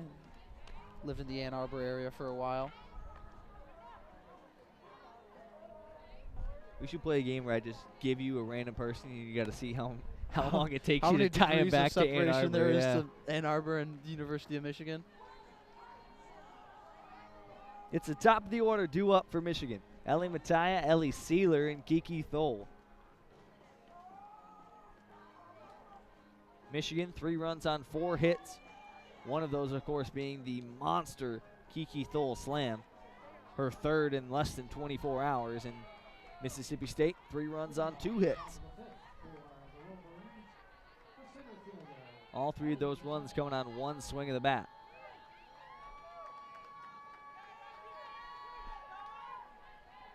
Here we go. Kenley Hawk retakes her spot on the rubber, and she's got the top of the order to deal with for Michigan. Their 3rd time through, their 1st time through facing Hawk, and first pitch is painted on that right outside corner for a called strike 1.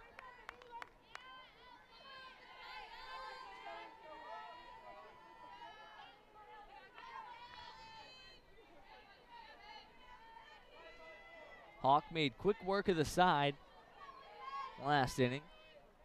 That first pitch is now ripped to right field.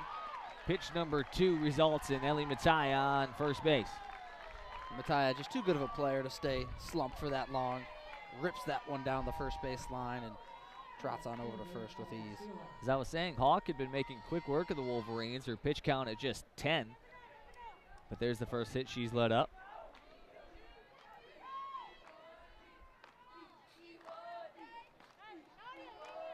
Hawk's been forcing a lot of contact, whether that be beneficial or not for Michigan. There's been a lot of ground balls that we've seen. Sealer showed bunt but pulled it back as it was well above her eyes. That'll be ball 1. Mattia with some speed, always a threat on first base to nab second. Especially as Michigan showed that they are not afraid to show off some aggressive base running. Sealer squares to bunt again, gets this one down. Mattia taking second base. They tried to get the lead runner, not in time. They both reached safely. And that was a poor throw back to second there. Wallace not on the bag even, and so just maybe some kind of miscommunication there, because I just don't think that's a great read. I mean, obviously you want to get the lead runner, but The throw. That was a great bunt by Ellie Sealer, and with Matthias' speed, like, you know they're sacking to push her over, so at least try to get one. But that'll put one runner in scoring position, 2 runners on for Kiki Thole. 2 with speed. First pitch low and in the dirt. Something about Kiki Thole in these night games. Gets me excited. My hands are tingling. I'm hoping a ball comes this way. I'm ready. My hands are ready. I'm ready to snag one.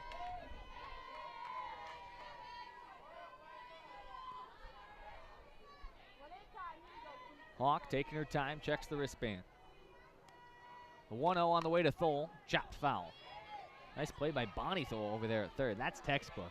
One hand over the other, flip it back in.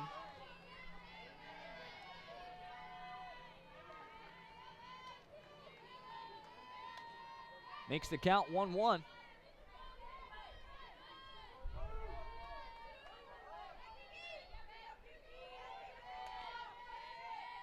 The 1-1 to Thole. Catching the inside corner. Thole didn't like that one. She just stood straight up and didn't move. 1 ball, 2 strikes here for Kenley Hawk.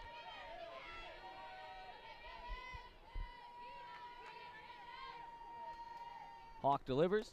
Low and in the dirt. Nice block by McKenna to keep both runners honest.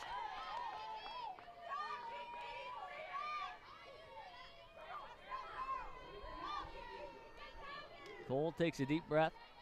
Now steps into the box.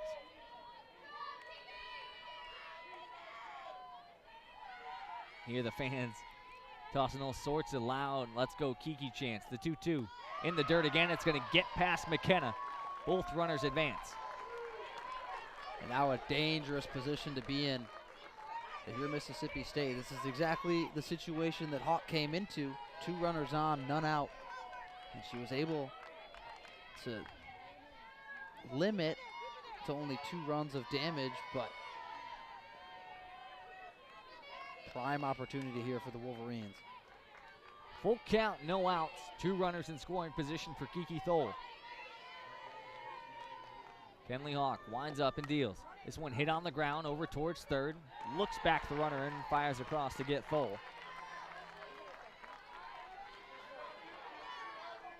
So Mattia and Sealer stay put. 1 out goes up there on the scoreboard, but still a nice position to be in if you're Michigan, with Melina Livingston coming to the plate.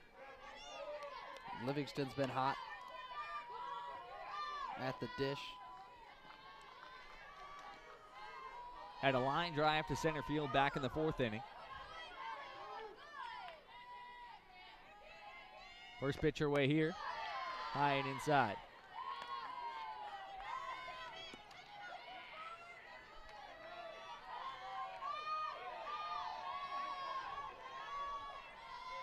Speed on the bases. A ball out of the infield would definitely score 1, if not 2. Kenley Hawk taking her time, now checks the wristband. The delivery to Livingston. Catches the outside corner.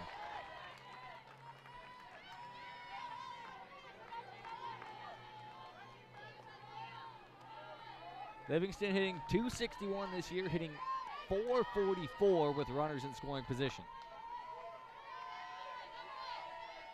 She loves these big-time moments. The 1-1 to Livingston. Hit hard, foul into her own foot.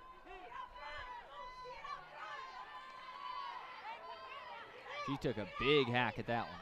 Just nods her head, no grimace or anything. Just, she wears it.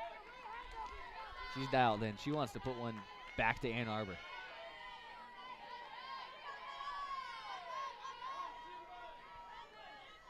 One ball, 2 strikes here for Livingston. The delivery hit hard on a line and makes its way into the Mississippi State dugout.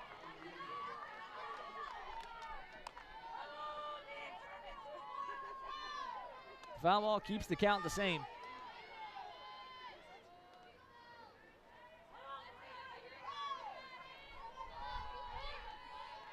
One ball, 2 strikes, 1 out, and 2 runners on. It's Sealer at second, Mattia at third. Kenley Hawk winds and delivers. This one hit back up the middle. One run's going to score. Sealer getting waved around. It's going to be a close play at the plate. Throw in time. Sliding around it, and they say she's out. Sealer tried to slide around the tag and swim back to the bag. But a great throw from St. Clair in center is in time to get her. 1 run scores. Livingston ends up on second. And more aggressive base running. Bonnie Thole waves her around St. Clair with an electric throw. As we get a second look at it here. Awesome tag placed there. Wow. McKenna, the catcher, a graduate student, does an excellent job making the play at the plate.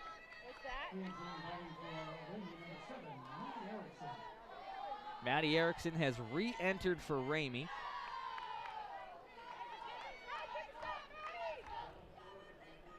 So a runner still in scoring position, in Michigan now with the lead. 2 outs and Livingston on second.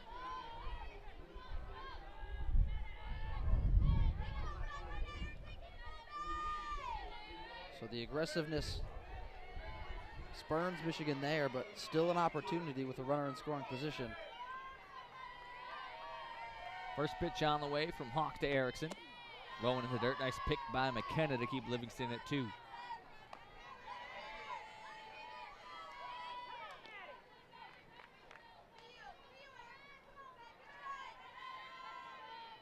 Erickson's 2 for 2 on the day. She's been great.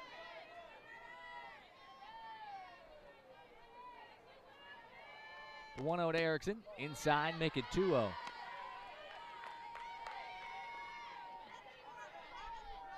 Erickson at the plate. Carcaboro on deck.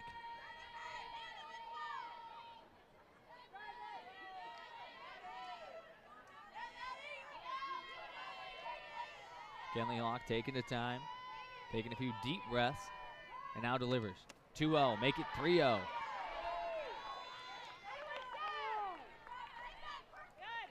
McKenna's going to call timeout and go chat with Hawk. Erickson with that line drive to the left center gap that ended up with a double in the second and walked in fourth.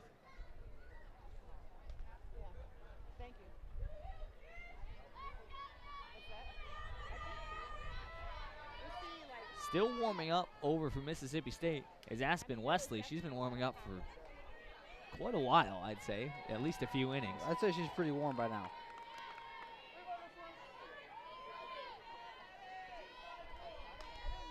They're going to ride with Hawk, though. 3-0 count. Erickson takes a chop at it, dribbles it over towards first base, and that'll do it. An aggressive swing by the freshman, but it can't get out of the infield. We head to bottom 5, but Michigan is headed back on top, 4-3 on the single.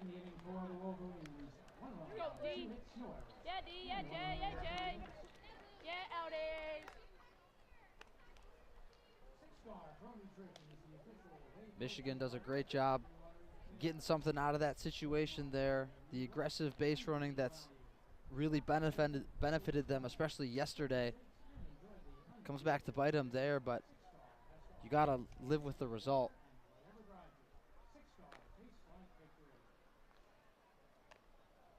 As they show the replay of the Malulu home run, and now the replay of the Kiki Thole home run as it's launched over the fence, and Kellen gets some airtime again. It was a great home run. That was raw emotion. And I was looking over, seeing where it landed, finishing the call, and you're celebrating, just waving her home. Life of the play-by-play guy, huh? Yeah. I'm the color guy. I just can kind of do whatever I want. Yeah, you just relax. I got my feet up. I'm chilling. You literally had your feet up yesterday. You had like your feet up on the backstop while we're sitting behind home. That was a vibe. So you said you weren't a big vibes guy, but you've said vibes. I know. Like I've said it five. too much. You've said I've said a it way few too much. many I've times said this it way broadcast. too much. It's the weather. The weather's got you feeling good. It does. Oh, look, Kellen, you're going to get airtime again. Yeah, I got to record this so I can You show better my hurry. mom. You better hurry. Uh-oh, you're running out of time. Uh-oh, you're running out of time. I mean, that ball was just crushed from Kiki Thole. There you go. You got it. There we go. There we go.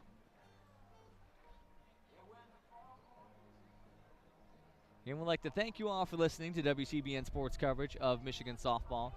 Our last game, unfortunately, from Clearwater, Florida. We will be back potentially over Michigan's spring break for the tournament in Kentucky. Still have to figure out our scheduling things there, but we'll definitely be covering every game back in Ann Arbor this season, so make sure to stay tuned. Also, if you're interested for some Michigan hockey coverage, head on over to the main channel, WCBN Sports, where Michigan and Ohio State are facing off in Cleveland. Or tune in to, if you're in the Washtenaw County area, 88.3 on your FM radio, WCBN Ann Arbor. Got a great crew down there and another great crew covering the men's basketball tonight versus Michigan State. That tips off at 9 p.m. So you can spend your whole day tuning into Michigan sports. Love it. First pitch to Paige Cook was a ball. Second pitch hit foul down the right field line.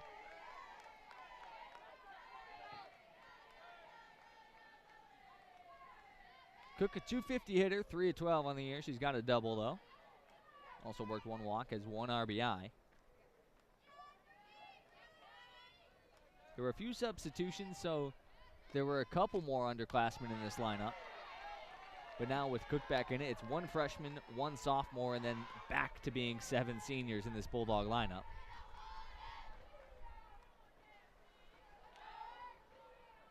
Cook watched the 1-1 go by, so now it's 2-1. Durkowski wipes off the ball and now goes to the glove. The 2-1 pitch hit on a line. Jumping up to grab it is Alakwa.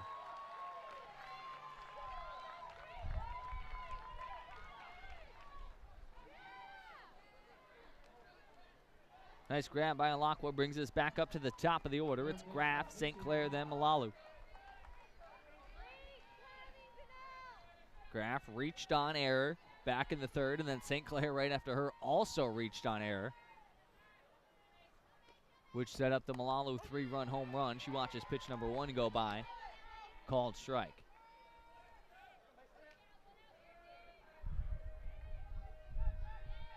A .632 hitter on the year. The freshman off to a hot start, 12 of 19. Durkowski's 0-1. Upstairs, ball 1.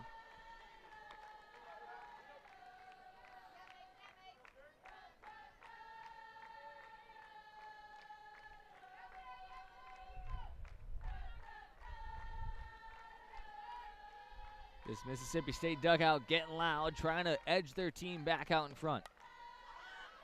1-1 foul off. Well foul. Bouncing off a light pole. I'm convinced they have 47 players on their roster. It definitely sounds like they have 47 players. They're definitely loud.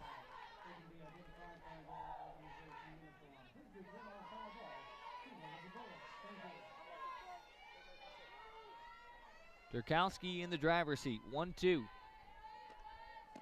Pitch, change up, outside corner, ringer up. Carcoborough whips it around the island. And what a pitch from Durkowski.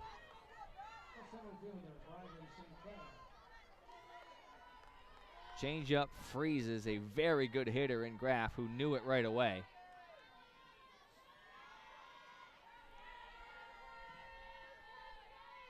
That'll bring up St. Clair.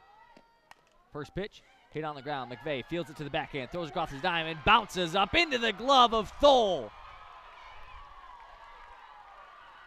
Kiki Thole showing us she's not just a catcher. A great pick at first. And that's a 1-2-3 inning. How about that? Ella McVeigh flashing the leather there, a backhanded grab, and then Thole with an awesome pick. She's fired up. Alakwa's fired up. This Michigan team's rolling right now. That one, the first pitch of the at-bat, the score bug didn't even have time to update. We head to the top of the 6th. Michigan still out in front, 4-3. Looking for a few more insurance runs here.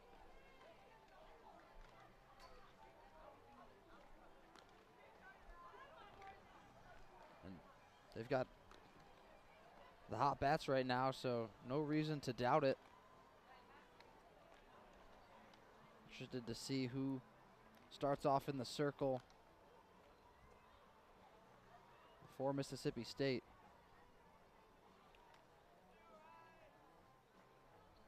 As they're showing the replay of the 2005 National Championship. Of course, Michigan brought home the hardware that year.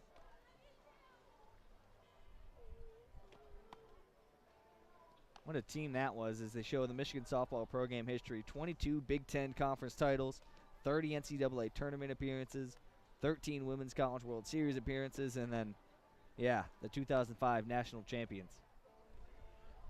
For a school that far north, I'd say that's pretty good. I'd say that's real good. 22 conference championships, and this is only the 46th Michigan softball team. I'm no mathematician, but that's pretty close to 50%. That's real good. That's real good. Of course, the legendary duo of Carol Hutchins and Bonnie Thole.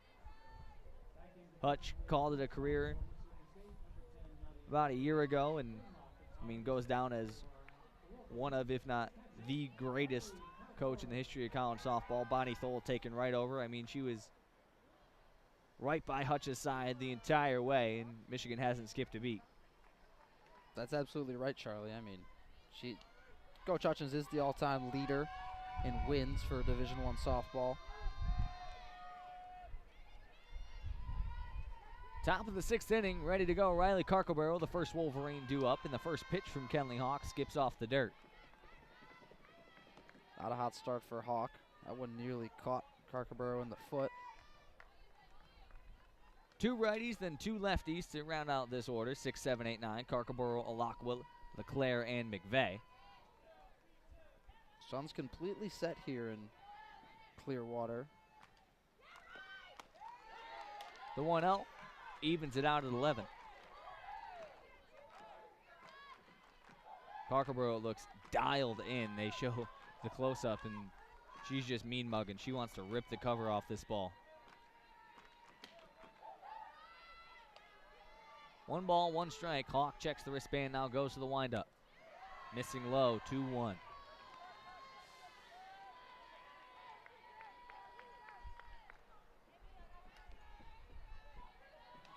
Charlie, is it just me, or is this game flown by? It's already the top of the 6th. I didn't even realize that. Yeah, we've kind of been cruising.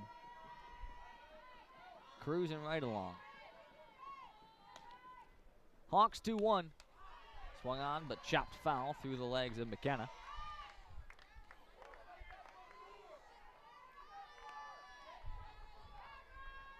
We're just tuning in. Michigan holds a 4-3 lead. It was Kiki Thole who got things started with a solo blast.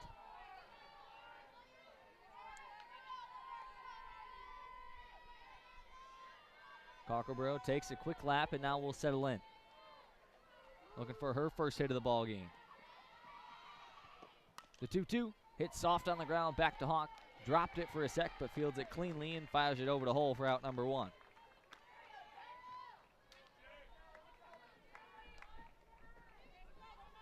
So that'll bring up Alakwa. We know she's got big swing capability. We saw her launch a home run last game.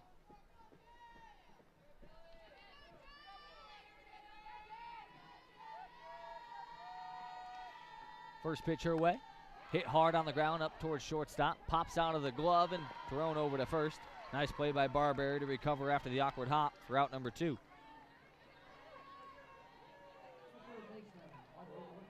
So that'll bring up LeClaire. 2 up, 2 down. Michigan had that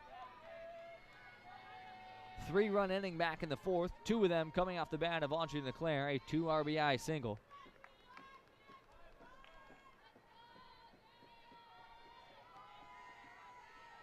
First pitch on the way to LeClaire comes out of the hand of Hawk way early. Ball hits the ground maybe halfway to home plate.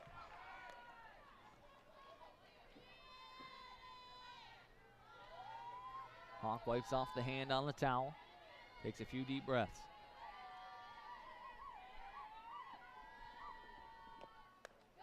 Dishes to LeClaire, up by her eyes, make it a 2-0 count. And Michigan still trying to add a little bit more insurance here, only up the 1 run. Sealer got thrown out at the plate on the Livingston double. The 2-0 pitch rides inside and goes off the knob of LeClaire's bat. I think that's the second time that's happened to a Wolverine tonight.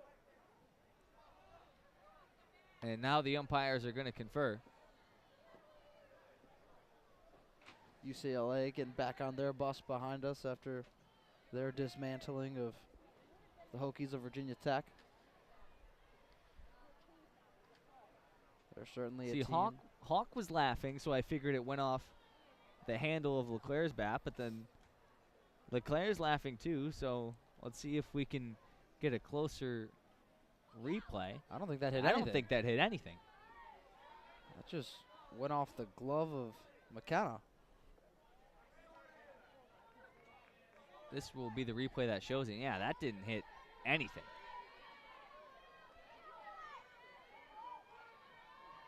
So they're going to make the count 3-0. That is the right call after we see the replay. The 3-0 pitch to LeClaire. That one's a strike.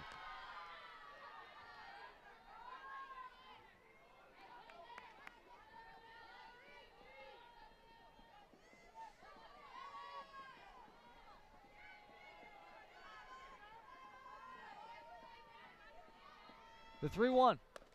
Check swing, doesn't matter, it's ball high. So it's McVeigh in the 9th spot, then the top of the order. Michigan has the lead, but it's only by 1.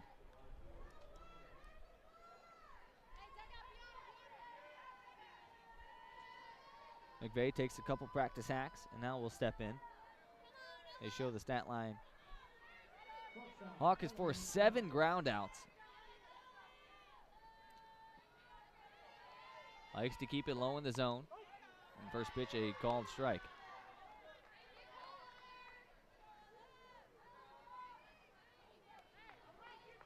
Michigan's been able to take advantage of that a little bit, but Hawk's been able to keep the damage to a minimum. Middle of the infield playing back, corners playing up. Ground ball hit over towards third, across the diamond in time. That's going to do it. Head to bottom 6. Mississippi State's got to get one back.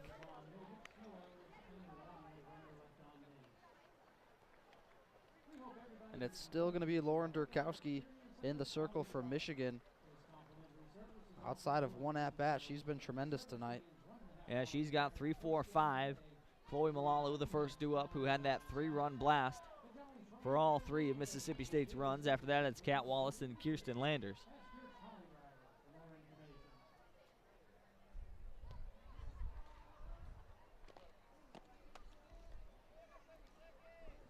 So looking over at Field 8, the last game of the night over here at the Eddie Seymour Complex is going to be Arizona versus Virginia Tech.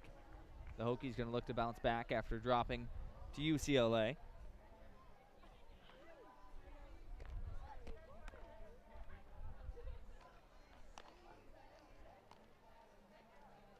It is Durkowski back in the circle.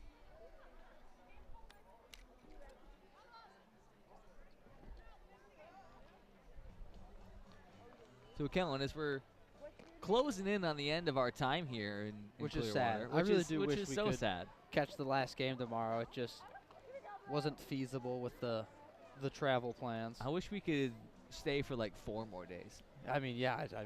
I wish I could just stay here through the next week and not take any of my exams next week. But hey, you've got exams and then you got a big trip to pack for. I do.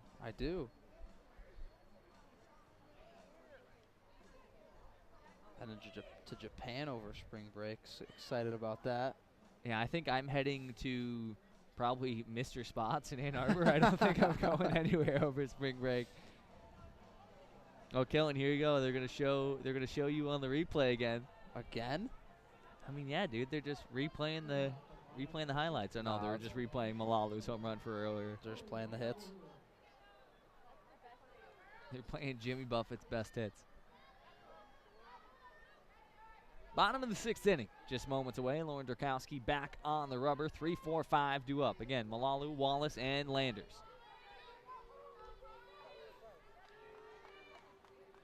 Ellen McVeigh jumping up and down at shortstop, trying to stay warm. First pitch on the way up near the eyes, ball 1.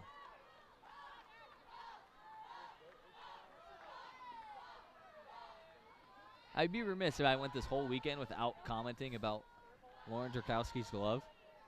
The navy leather with the yellow strings. I mean, she does play at the University of Michigan, so the maize and blue glove isn't the most surprising thing I've ever seen, I guess. I'm not saying it's surprising. I'm just saying it's sweet. I'm not, like, shocked that she has a maize and blue glove. I'm just like, that's kind of sick. 2-0 hitters count here for Malalu. Pitch from Durkowski, check swing, it's low and in the dirt. They're going to peel down to first base and say she didn't go. Off topic, but shout out Dwight Howard dropping 84 points, 37 rebounds, 9 assists, and 14 blocks in a game for the Taoyuan Leopards. Why are you checking Chinese basketball league scores? We're in the middle of a game here, Kellen. 3-0 pitch to Malalu. Strike 1. I was notified of the performance, and I feel like I just had to shout him out. You think Dwight Howard's listening? He might be. Never know. Dwight, if you're listening, shout out to you. Come on the DSR. Yeah, hop on a DSR. 3-1 pitch on the way from Durkowski. Change up. Right down Drew Street for a called strike 2. Dwight, I can teach you some Chinese. Woman play Liao Tar. I always forget that you're a Chinese minor. I'm not as good at it as I should be, but.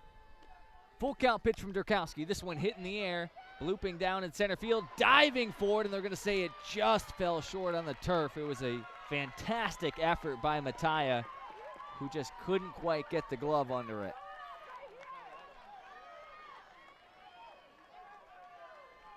Really an awesome effort from Mattia. Just barely snuck under. Oh. Laid out for it. Good job of still squeezing it and not letting it get by. Malalu on first.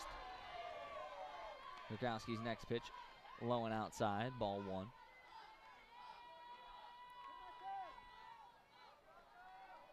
Pepito has re-entered, so she steps up to the plate now. She had a double back in the 3rd inning.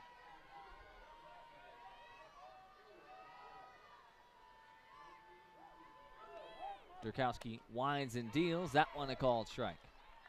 Painting that top inside corner.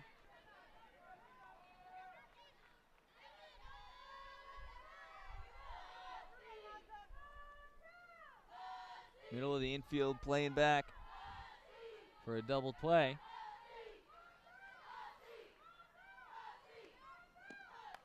This one a soft blooper into the outfield. And Mattia settles under it, fires it in. Both runners are going to reach safely. An awkward swing from Pepito. But it works out in the end. I mean, that one is just raw strength. She was way out in front of it, then just threw the hands at it at the last second.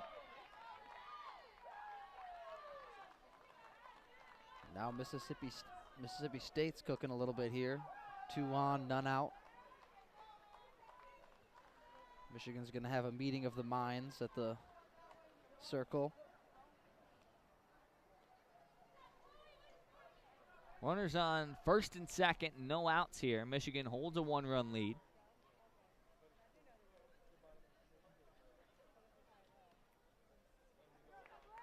We've got screens in front of us with the ESPN feed. And it was so bright earlier, we genuinely didn't know they were on. Then we cranked the brightness all the way up to 100, and now we... And still couldn't even see it. Still going to be Durkowski for Michigan. No one warming up along the right field line.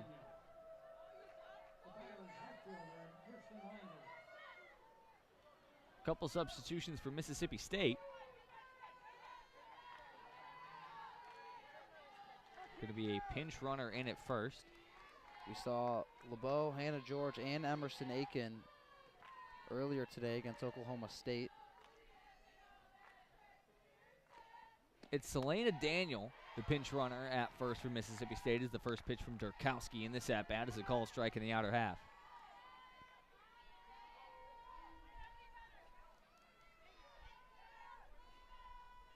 Landers 0 for 2 tonight, but 4 of 8 throughout their games here at the Clearwater Invitational. Durkowski's 0-1 is now 0-2 as it's fouled back into the net.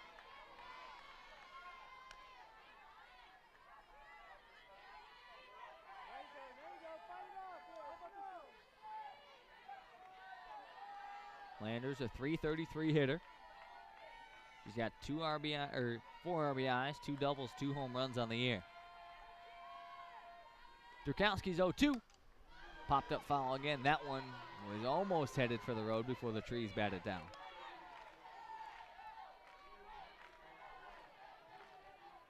How much would that suck, man? You're just driving home from work. You had a bad day, and then Just a big foul ball. Bang. yellow softball in your windshield. Windshield. Done. Durkowski quick steps off the rubber to readjust the wristband, and now will settle in. 95 pitches thrown for Durkowski so far today. The 0-2. Change up outside corner, ringer up. How about that? From Lauren Durkowski. The off-speed just picture perfect there. 5th strikeout of the night, 37th of the season.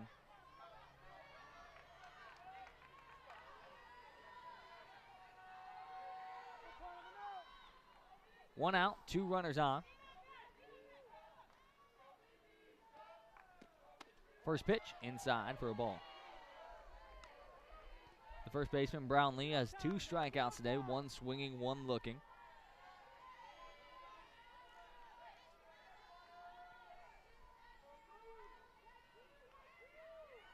Outfield giving her a step. They know she's got power. She's got 2 home runs in this invitational alone as she dribbles this one down the first baseline, and Kiki Thul's going to come up and just make the tag herself.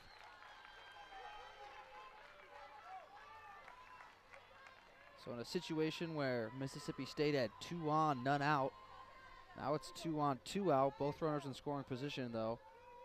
But Michigan potentially able to get out of the jam here.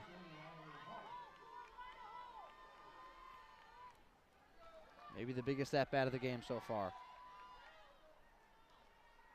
It's Hull up at the plate now. Grounded out to third her last time up. First pitch, low and away.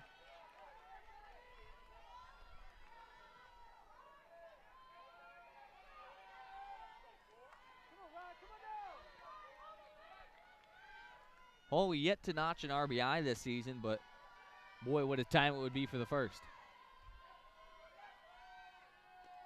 Durkowski's pitch. Check swing, change up at the knees, called a strike.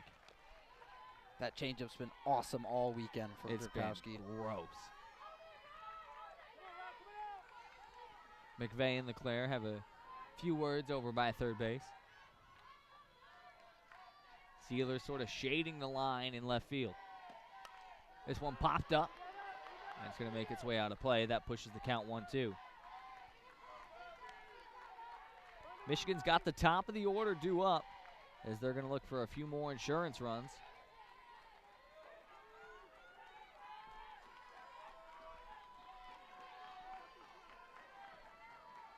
Still nobody warming up for Michigan, so they're most likely going to let Durkowski go the distance. The 1-2, outside.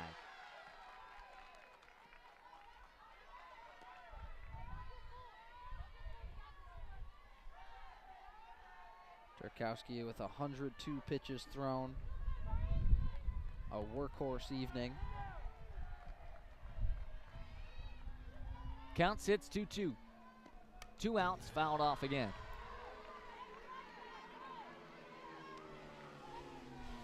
Mississippi State jumped out to a 3-0 lead in the 3rd inning following the 3-run blast from Alalu. Michigan got 3 of their own back in the next top half of the 4th and 1 more in the 5th to take the lead once again.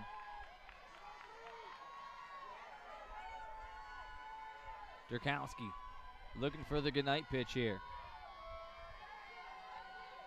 The windup on 2-2.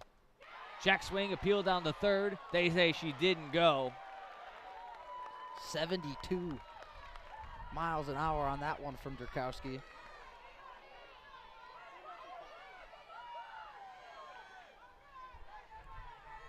Check swing. Ooh, they show the replay, and it was real close. Looks like the right call, though. Full count here. 2 outs. Ball in the dirt. That loads the bases.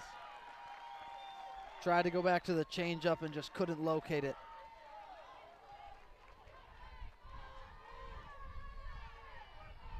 That'll bring up the catcher, McKenna.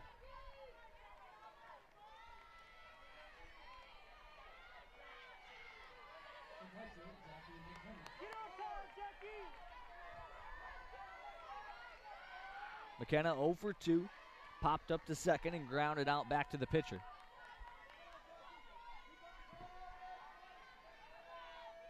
Two outs, bases loaded, bottom of the 6th inning. Durkowski deals, high and outside.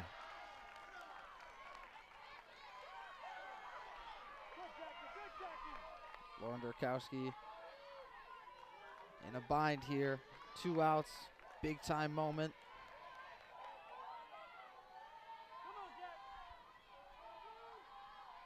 Durkowski taking her time. Now the 1-0. Outside. 2-0 hitters count here now for McKenna. The .267 hitter on the year, 4 of 15. That Mississippi State dugout's getting loud, cheering on McKenna. The 2-0. Change up, just missing. The Michigan bench unhappy with that one. Now 1 more ball would tie this ball game.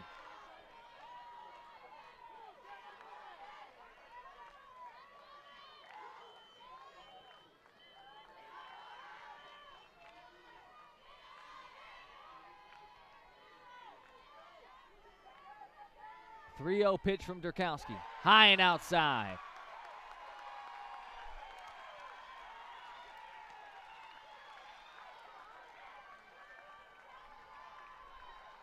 With 2 outs, that ties the ball game, and now Carkerborough will come half a word with Durkowski in the circle. And still nobody warming up for the Wolverines. They're trusting Durkowski.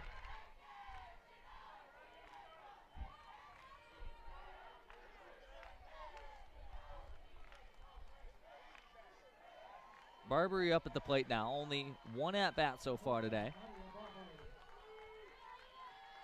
Reached on an error and eventually scored.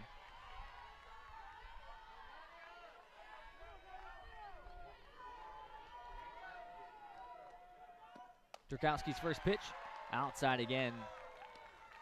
It's 6 straight balls now from Durkowski. He got 7.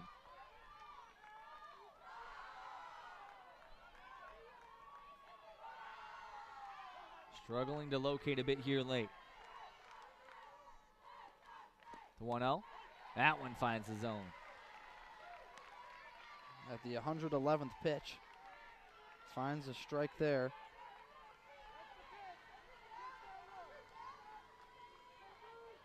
The shortstop Barbary's looked great on defense. Trying to push her team out in front. The 1-1 popped up. This one deep to right field. Tracking it down near the line is Melina Livingston. A huge play there to leave 3 runners stranded. And Michigan has the top of the order coming up as we head to the top of the 7th inning. You know, Charlie, I did say I think this was going to be a pretty good game, and it's fit the billing. Durkowski with a little help from Alina Livingston there, gets out of the major jam, and Michigan all knotted up at 4 apiece with the top of the order due up. Yeah, if you're Mississippi State, you're going to go in the bottom of the 7th, try to win this ball game. But first, at the very least, you've got to go through Ellie Mattia, Ellie Sealer, and looming large, third on deck, Kiki Thole. Again, for those of you who are just tuning in the past 24 hours, Kiki Thole has 3 home runs. That's good. Yeah. Thole's been crushing the ball. I don't know what she likes about the evening air here in Clearwater, Florida, but these evening contests, she's been fantastic at the plate. Maybe it's because she's not behind the dish. She can just focus on getting her hacks in.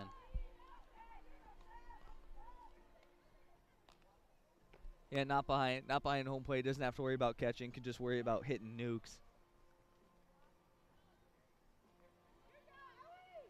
We enter the top of the 7th inning. The score here in Clearwater, Florida. Michigan 4, Mississippi State 4. And Kenley Hawk has the top of the Michigan order to deal with. Mattia, Sealer, Thole, the first 3 guaranteed up. And then Livingston, Erickson, Cockaborough, Alakwa, Leclerc, McVeigh the rest of the way down.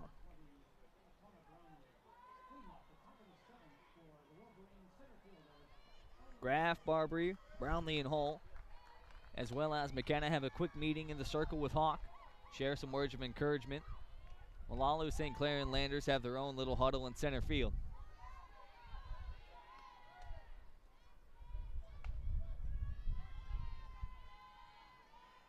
Big time chance here for Michigan to potentially even out their record in Central Florida at 2-2. They split their games yesterday, losing to Central Florida 8-2, and then won in their evening contest 7-6 against Louisiana. First pitch on the way to Mattia, called strike on the outside. And fell to a red-hot Oklahoma State Cowgirl team this afternoon, 15-6. That was a buzzsaw of an Oklahoma State squad. Mattia watches the same pitch about 3 inches further outside for ball number 1. She's 1 for 3 so far in this ball game. Reached on error back in the 3rd, was left stranded on 2nd, and then scored on the single back in the 5th.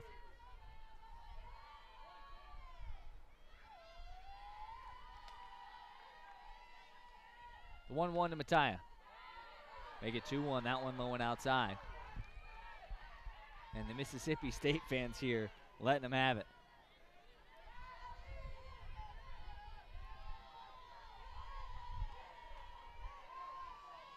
Two balls, 1 strike.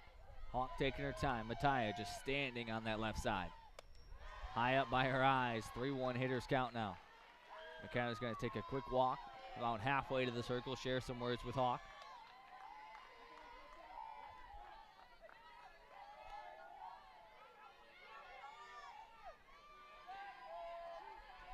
Kenley Hawks, the ground ball specialist, hasn't given up any long fly balls. The 3-1 hit on the ground towards second base, and it's going to pop up over the glove of Brownlee. Mattia reaches on error again. And now Michigan has a base runner on, with Ellie Sealer coming to the plate and Kiki Thole on deck. You know, Kiki Thole salivating at the opportunity to drive in the leading run here. Something about that night air.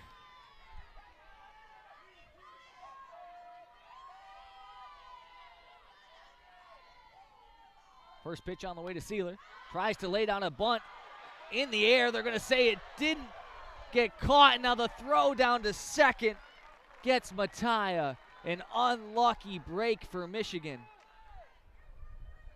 Just unfortunate there. An excellent diving effort from Hull. And Mattia just couldn't tell if Hull caught the ball or not.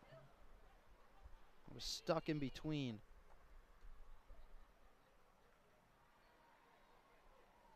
That puts one out up there on the board.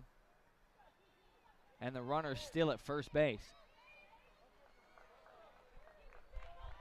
Obviously, with the bunt there, you're willing to sacrifice an out for a runner in scoring position, but now it's an out on the board and Sealer at first instead of Mattia. With Sealer's speed, she can score from anywhere, especially with Kiki Thole at the plate. A home run back in the fourth, 2 home runs last night against Louisiana. First pitch rides inside and hit her, and Thole is upset. Thole definitely wanted a chance to swing the bat there. You can tell she's frustrated, but that brings up Melina Livingston with 2 on, 1 out runner in scoring position. She's got a pair of singles in this one as well as an RBI. Michigan wants to be able to put as many more extra runs on that board as they can.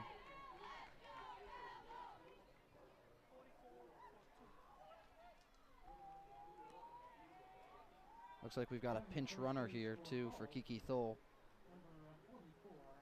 It's going to be Indiana Langford coming in to pinch run. And we've talked about that all weekend, how fast Indiana Langford is. Track speed over there, standing on first. And now we have a pitching change. Finally coming in to pitch is going to be Aspen Wesley. She was over there in the bullpen for, I would say, I mean, even just mathematically, I think she went out there in either the second or third inning, and now she's finally going into pitch. Grace Fagan over there warming up now. Kenley Hawk gave him 1 1/3 and 1 earned run. However, those 2 on base still belong to her. Fagan over there in the bullpen as well.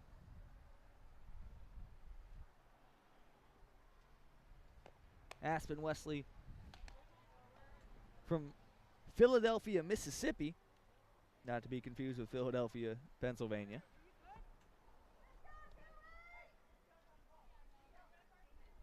So it's Sealer on second, Langford on first.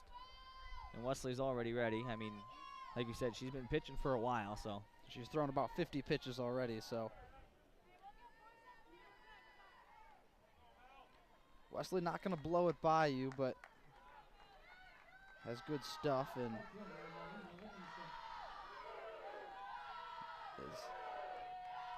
she holds the fate of the Bulldogs in her hands right now, potentially.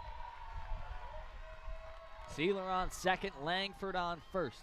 Melina Livingston at the plate. First pitch on the way from Wesley. Call to strike right at the letters. Leading run with speed on second and Sealer.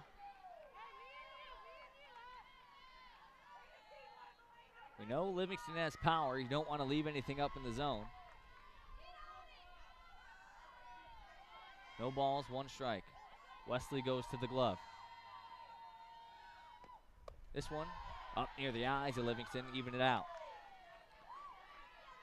And McKenna's been popping up quick every time she sees Sealer. Ball from the infield, or through the infield. Most likely score Sealer with her wheels, and if something finds a gap, wouldn't be surprised to see Indy Langford try to make it all the way home. The 1-1 to Livingston. Hit high and arcing foul, trying to track it down in foul territory, but it bounces its way out of play.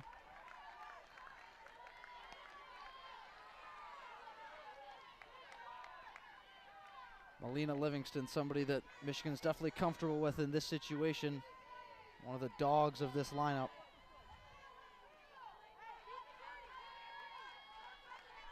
One ball, 2 strikes, and 1 out.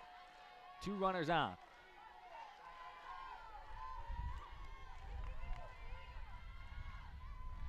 Pitch on the way from Wesley. Swung on and missed. Goes off speed for the first time and gets Livingston to wave at it.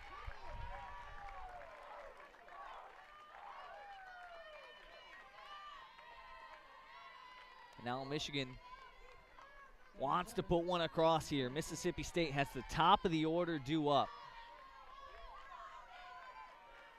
So the freshman Erickson will step to the plate. Michigan down to their last out. They've got 2 runners on. Wesley's pitch, swung on and missed. Got her to chase upstairs. Freshman at the plate, freshman on first, sophomore on second. It's going to be the youth of the Wolverines. They're going to need to get the job done.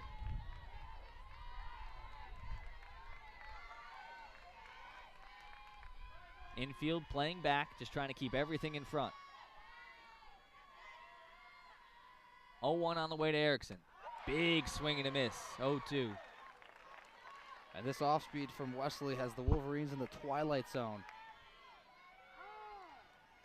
That's 3 straight swings and misses. A quick timeout call. Bonnie Thole's going to walk down and have a chat with her freshman 5-hitter. Down 0-2, it's a tough spot to be in. Wesley has looked really solid. Erickson had Michigan's first hit of the ball game back in the second inning, ripped a double in the gap. Since then, she's walked and grounded out.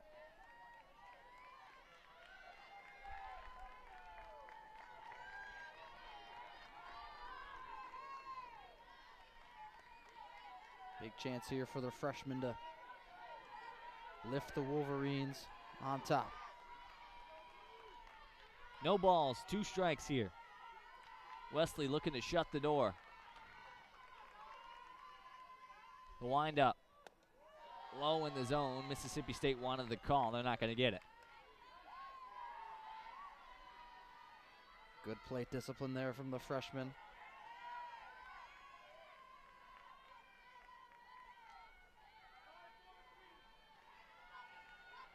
Wesley checks the wristband. Now goes to the glove. The 1-2 on the way. Swung on, popped up. We'll do it again. Erickson took a big hack, but she was right on it.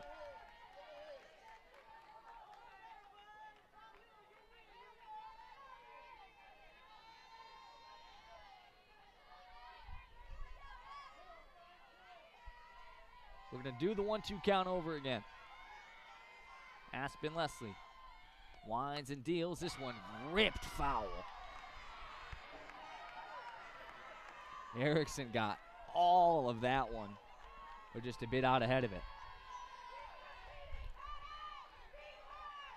And Wesley doesn't blow it by you, and so these Michigan hitters are going to have to adjust to that.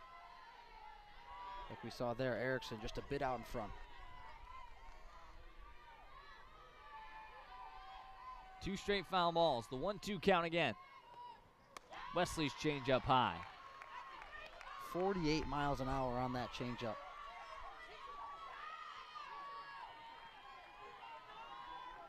Erickson not going down without a fight. This is the 7th pitch of this at-bat.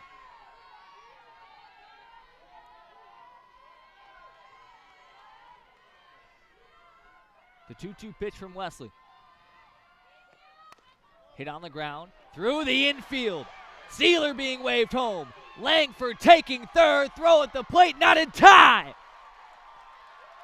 Have a day, Maddie Erickson. Big time piece of hitting there from the freshman. Steps up in a big way. Puts the Wolverines on top.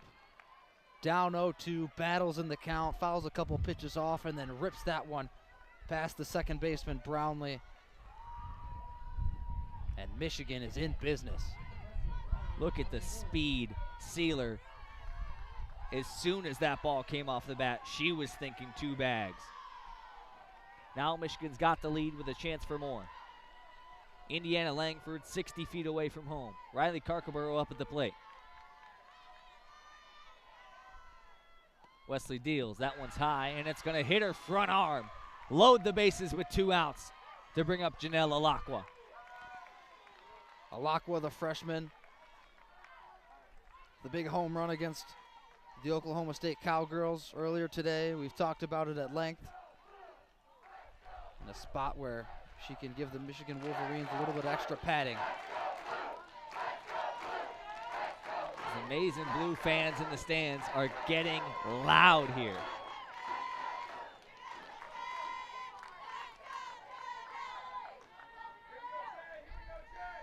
Looks like we're going to have.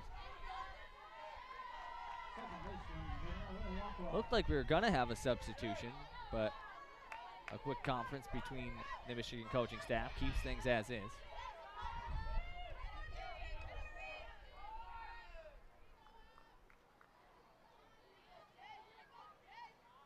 And now the umpires are going to go and have a quick word.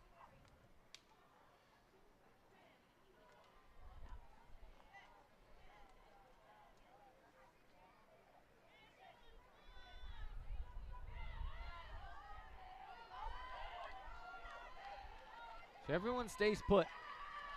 Bases loaded. Ducks on the pond. Langford at third. Erickson second. Carcoboro first. The Michigan dugout leads a Go Blue chant. Alakwa at the plate. Wesley winds and deals. First pitch called a strike. And again, it's on the shoulders of a freshman for Michigan to add a little extra padding to that one-run lead for presumably Lauren Durkowski. The 0-1 pitch on the way from Wesley. Check swing. They're going to peel down to first base. And they're going to say she didn't go. I'm sure we'll get a replay here, but it didn't look like she went around there. It looks like the right call.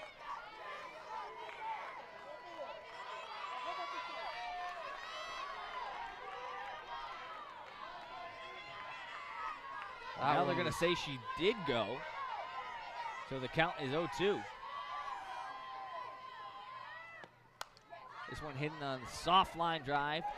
Back to Wesley. She retires it. We head to the bottom of the 7th. Top of the order due up for Mississippi State.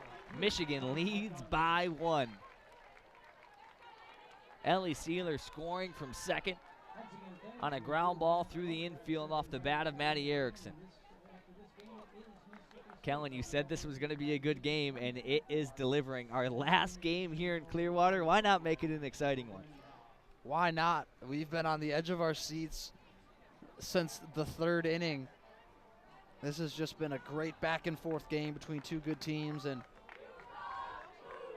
number 18 in the maize and blue will be back out there on the circle to try to finish this one out. As some maroon and white chants ringing from the side of the Mississippi State Bulldogs. And now some Let's Go State chants.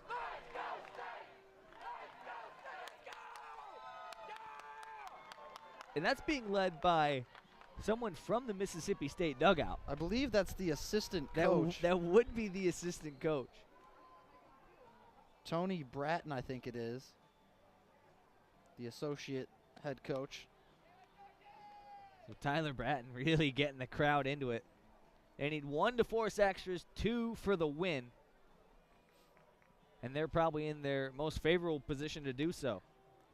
They've got the freshman, Macy Graff, up first, followed by their center fielder, Briley St. Clair, and then Chloe Malalu, the one who got things going early in the 3rd with a 3-run blast, will be the 3rd Bulldog due up.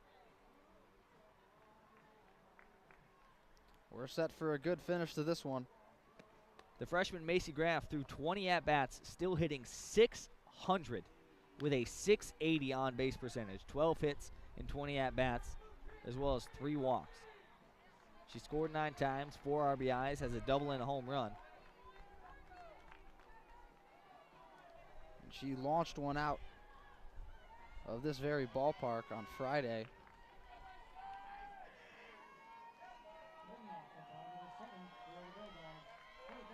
I like the all-whites for Mississippi State better than those ones we saw there. She was a hit by pitch in the 1st inning, reached on error and scored in the 3rd and struck out looking her last time up. Durkowski's pitch count sitting at 112. Nobody warming up for Michigan. They're rolling with Dirk. First pitch outside.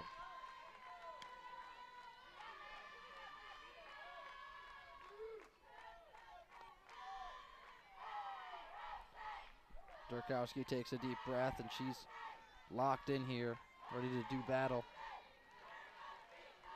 Michigan leads 5-4. This ball's hit high, an arching foul, and out of play up into the bleachers.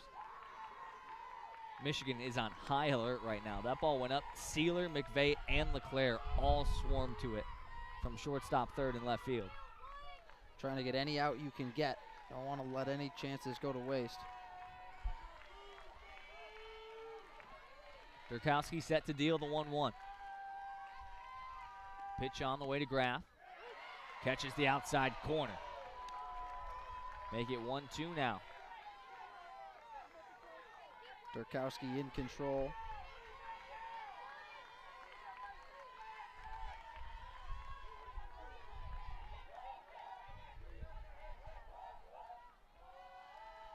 Takes a deep breath, now goes to the glove. The 1-2 upstairs. Tried to get her to chase the rise ball, but the freshman stays vigilant. Durkowski only given up 4 hits today, but of those 4 hits, 2 of them extra base hits, including the 3-run shot in inning number 3. 2 balls, 2 strikes. Carkerborough relays the signs. The 2-2. Hit on the ground. McVeigh pops up, throws to first. A nice stretch from Kiki Thole, and there's 1 out.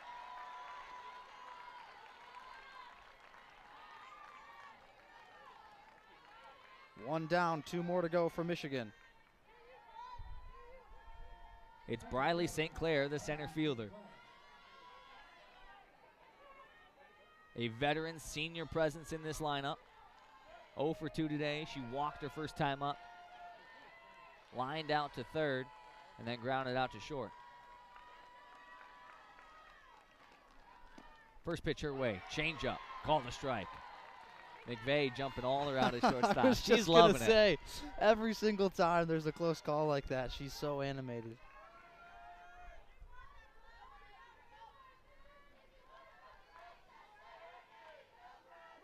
Durkowski in the driver's seat here. 0-1. The 0-1 fouled off and bounces its way back into play. 0-2 now.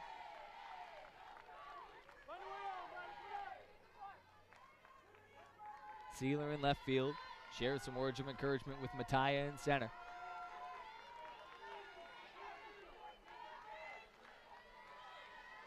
Michigan up 5-4. The 0-2 pitch on the way from Durkowski. This one hit foul again and out of play. St. Clair battling here, but Durkowski's got the advantage.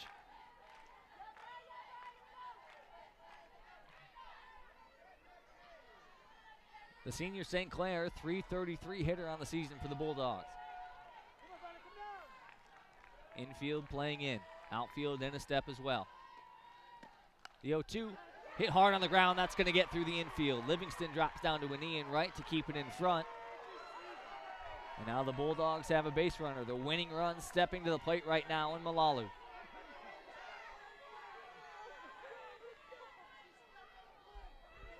And in the third inning, that's when we saw Malalu put 3 runs on the board in 1 swing for the Bulldogs. Dead center field. She's the winning run at the plate.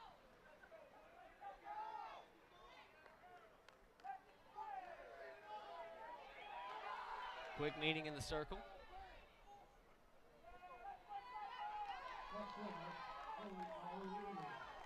There's no question about who's going to be the one to finish this game for Michigan. It's going to be Lauren Durkowski, sitting at 121 pitches. There's no one warming up. They're going to ride or die with number 18. Infield meets in the circle. Lalu. 2 for 3 on the day. Grounded into a double play her first time up. Followed that up with a 3-run blast and had a single and scored back in the 6th inning. Like we said before, she's got that C on her jersey for a reason. Standing tall. Waving the bat back and forth. First pitch on the way from Durkowski. Fouled back.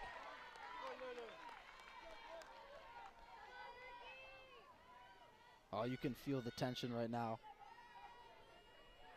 Both sides just so locked in and focused. Everyone is collectively screaming as well as at the same time holding their breath on every single pitch.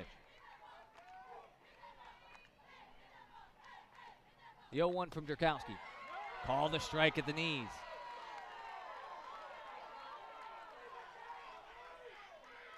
Dirk out 0-2. You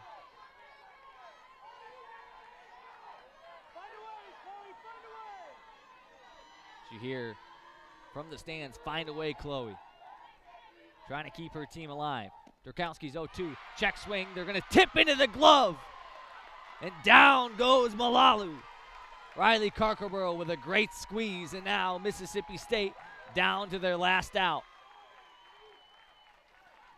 And that's an awesome squeeze from the catcher there, Carkerborough.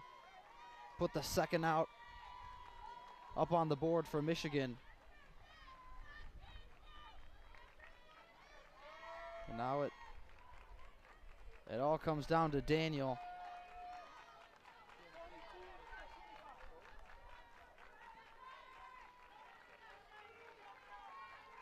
There's going to be a pinch hitter. It's going to be Moreno.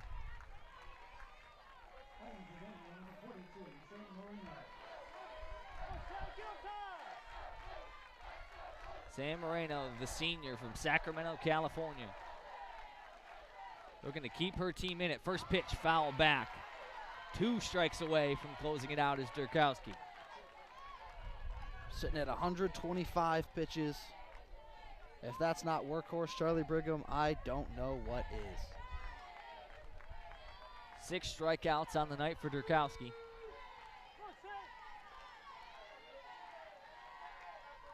Oh, 1 count. The pitch, hit foul again. Into the Michigan dugout. And now the Maize and Blue faithful are on their feet. They can feel it.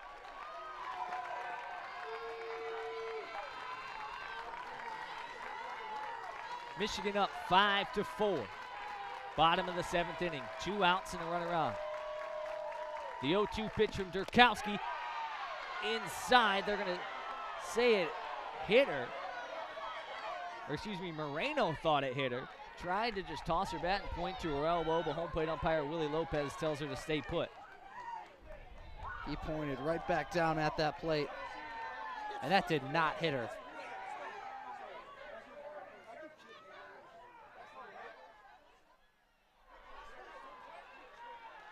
As there's some discussion at the plate. Mississippi State's coaching staff not pleased. Tyler Braden getting over there and in the face of both the third base umpire, Matt Dial, and the home plate umpire.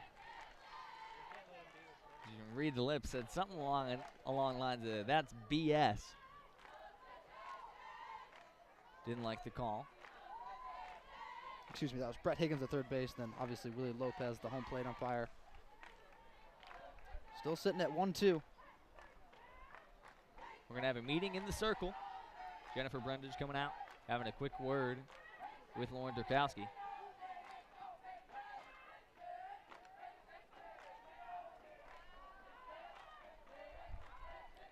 That Mississippi State Bulldog dugout still full of energy. They've still got a lot of life, even though they're on their last strike.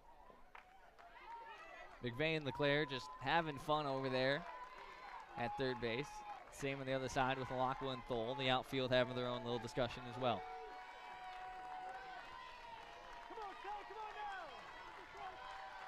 These are the moments you dream of. 1 ball, 2 strikes, 2 outs. Durkowski looking to close it out. Popped up in the air. Back towards the warning track, trying to track it down is Mattia, and that's the ball game. What a game from Lauren Durkowski. 124 pitches, 6 strikeouts, and a complete game. A total team effort. And that's exactly right, Charlie. A total team effort from this Michigan team. They got it done all throughout the lineup. Kiki Thole did her thing with the solo blast. And the rest of the lineup continued to chip away and ultimately take the lead. There was that big hit from Erickson. And Michigan, 5-4, holds on in the end. It was the 4th inning that got things going for Michigan. A solo home run off the bat of Kiki Thole to start off the inning. Melina Livingston followed that up with a scorcher of a single on a line drive to the outfield. Maddie Erickson then walked Audrey LeClaire, knocked them both in with a 2 RBI single. Next inning, Ellie Mattia singled to start things off, and Melina Livingston knocked her in with his RBI single of her own. And that's a big-time win for this Michigan team to bring them back to 2-2 for the weekend here in Clearwater against the Mississippi State squad that suffers their first loss down in Clearwater. And Michigan tomorrow morning faces off against Duke. Unfortunately, we won't be able to cover that. We'll be on a plane flying back to Ann Arbor. But before we go, I just want to say thank you everyone for tuning in. And in about an hour and 15 minutes, we'll have live coverage of Michigan's men's basketball team as they take on the Michigan State Spartans, live from the Chrysler Center. Excellent crew on that. Goalie Holving, Kobe Siegel, Adam Bressler, and Jared Greenspan on the call for WCBN Sports. We'll give you the offensive leaders for Michigan here in their 5-4 victory over Mississippi State. Livingston 2 for 4 with an RBI. Erickson 2 for 3 with a double and an RBI. LeClaire 1 for 2 with 2 RBIs. And, I mean, we can't mention her name enough. Kiki Thole 1 for 3 with that big solo blast that really knocked everything open. Kiki Thole with 3 home runs in the last 24 hours. And Michigan takes their 2nd win of the Clearwater Invitational. Again, as you said, Kellen, they've got one more game tomorrow morning against the Duke Blue Devils. We won't be on the call, but still, make sure to tune in if you can.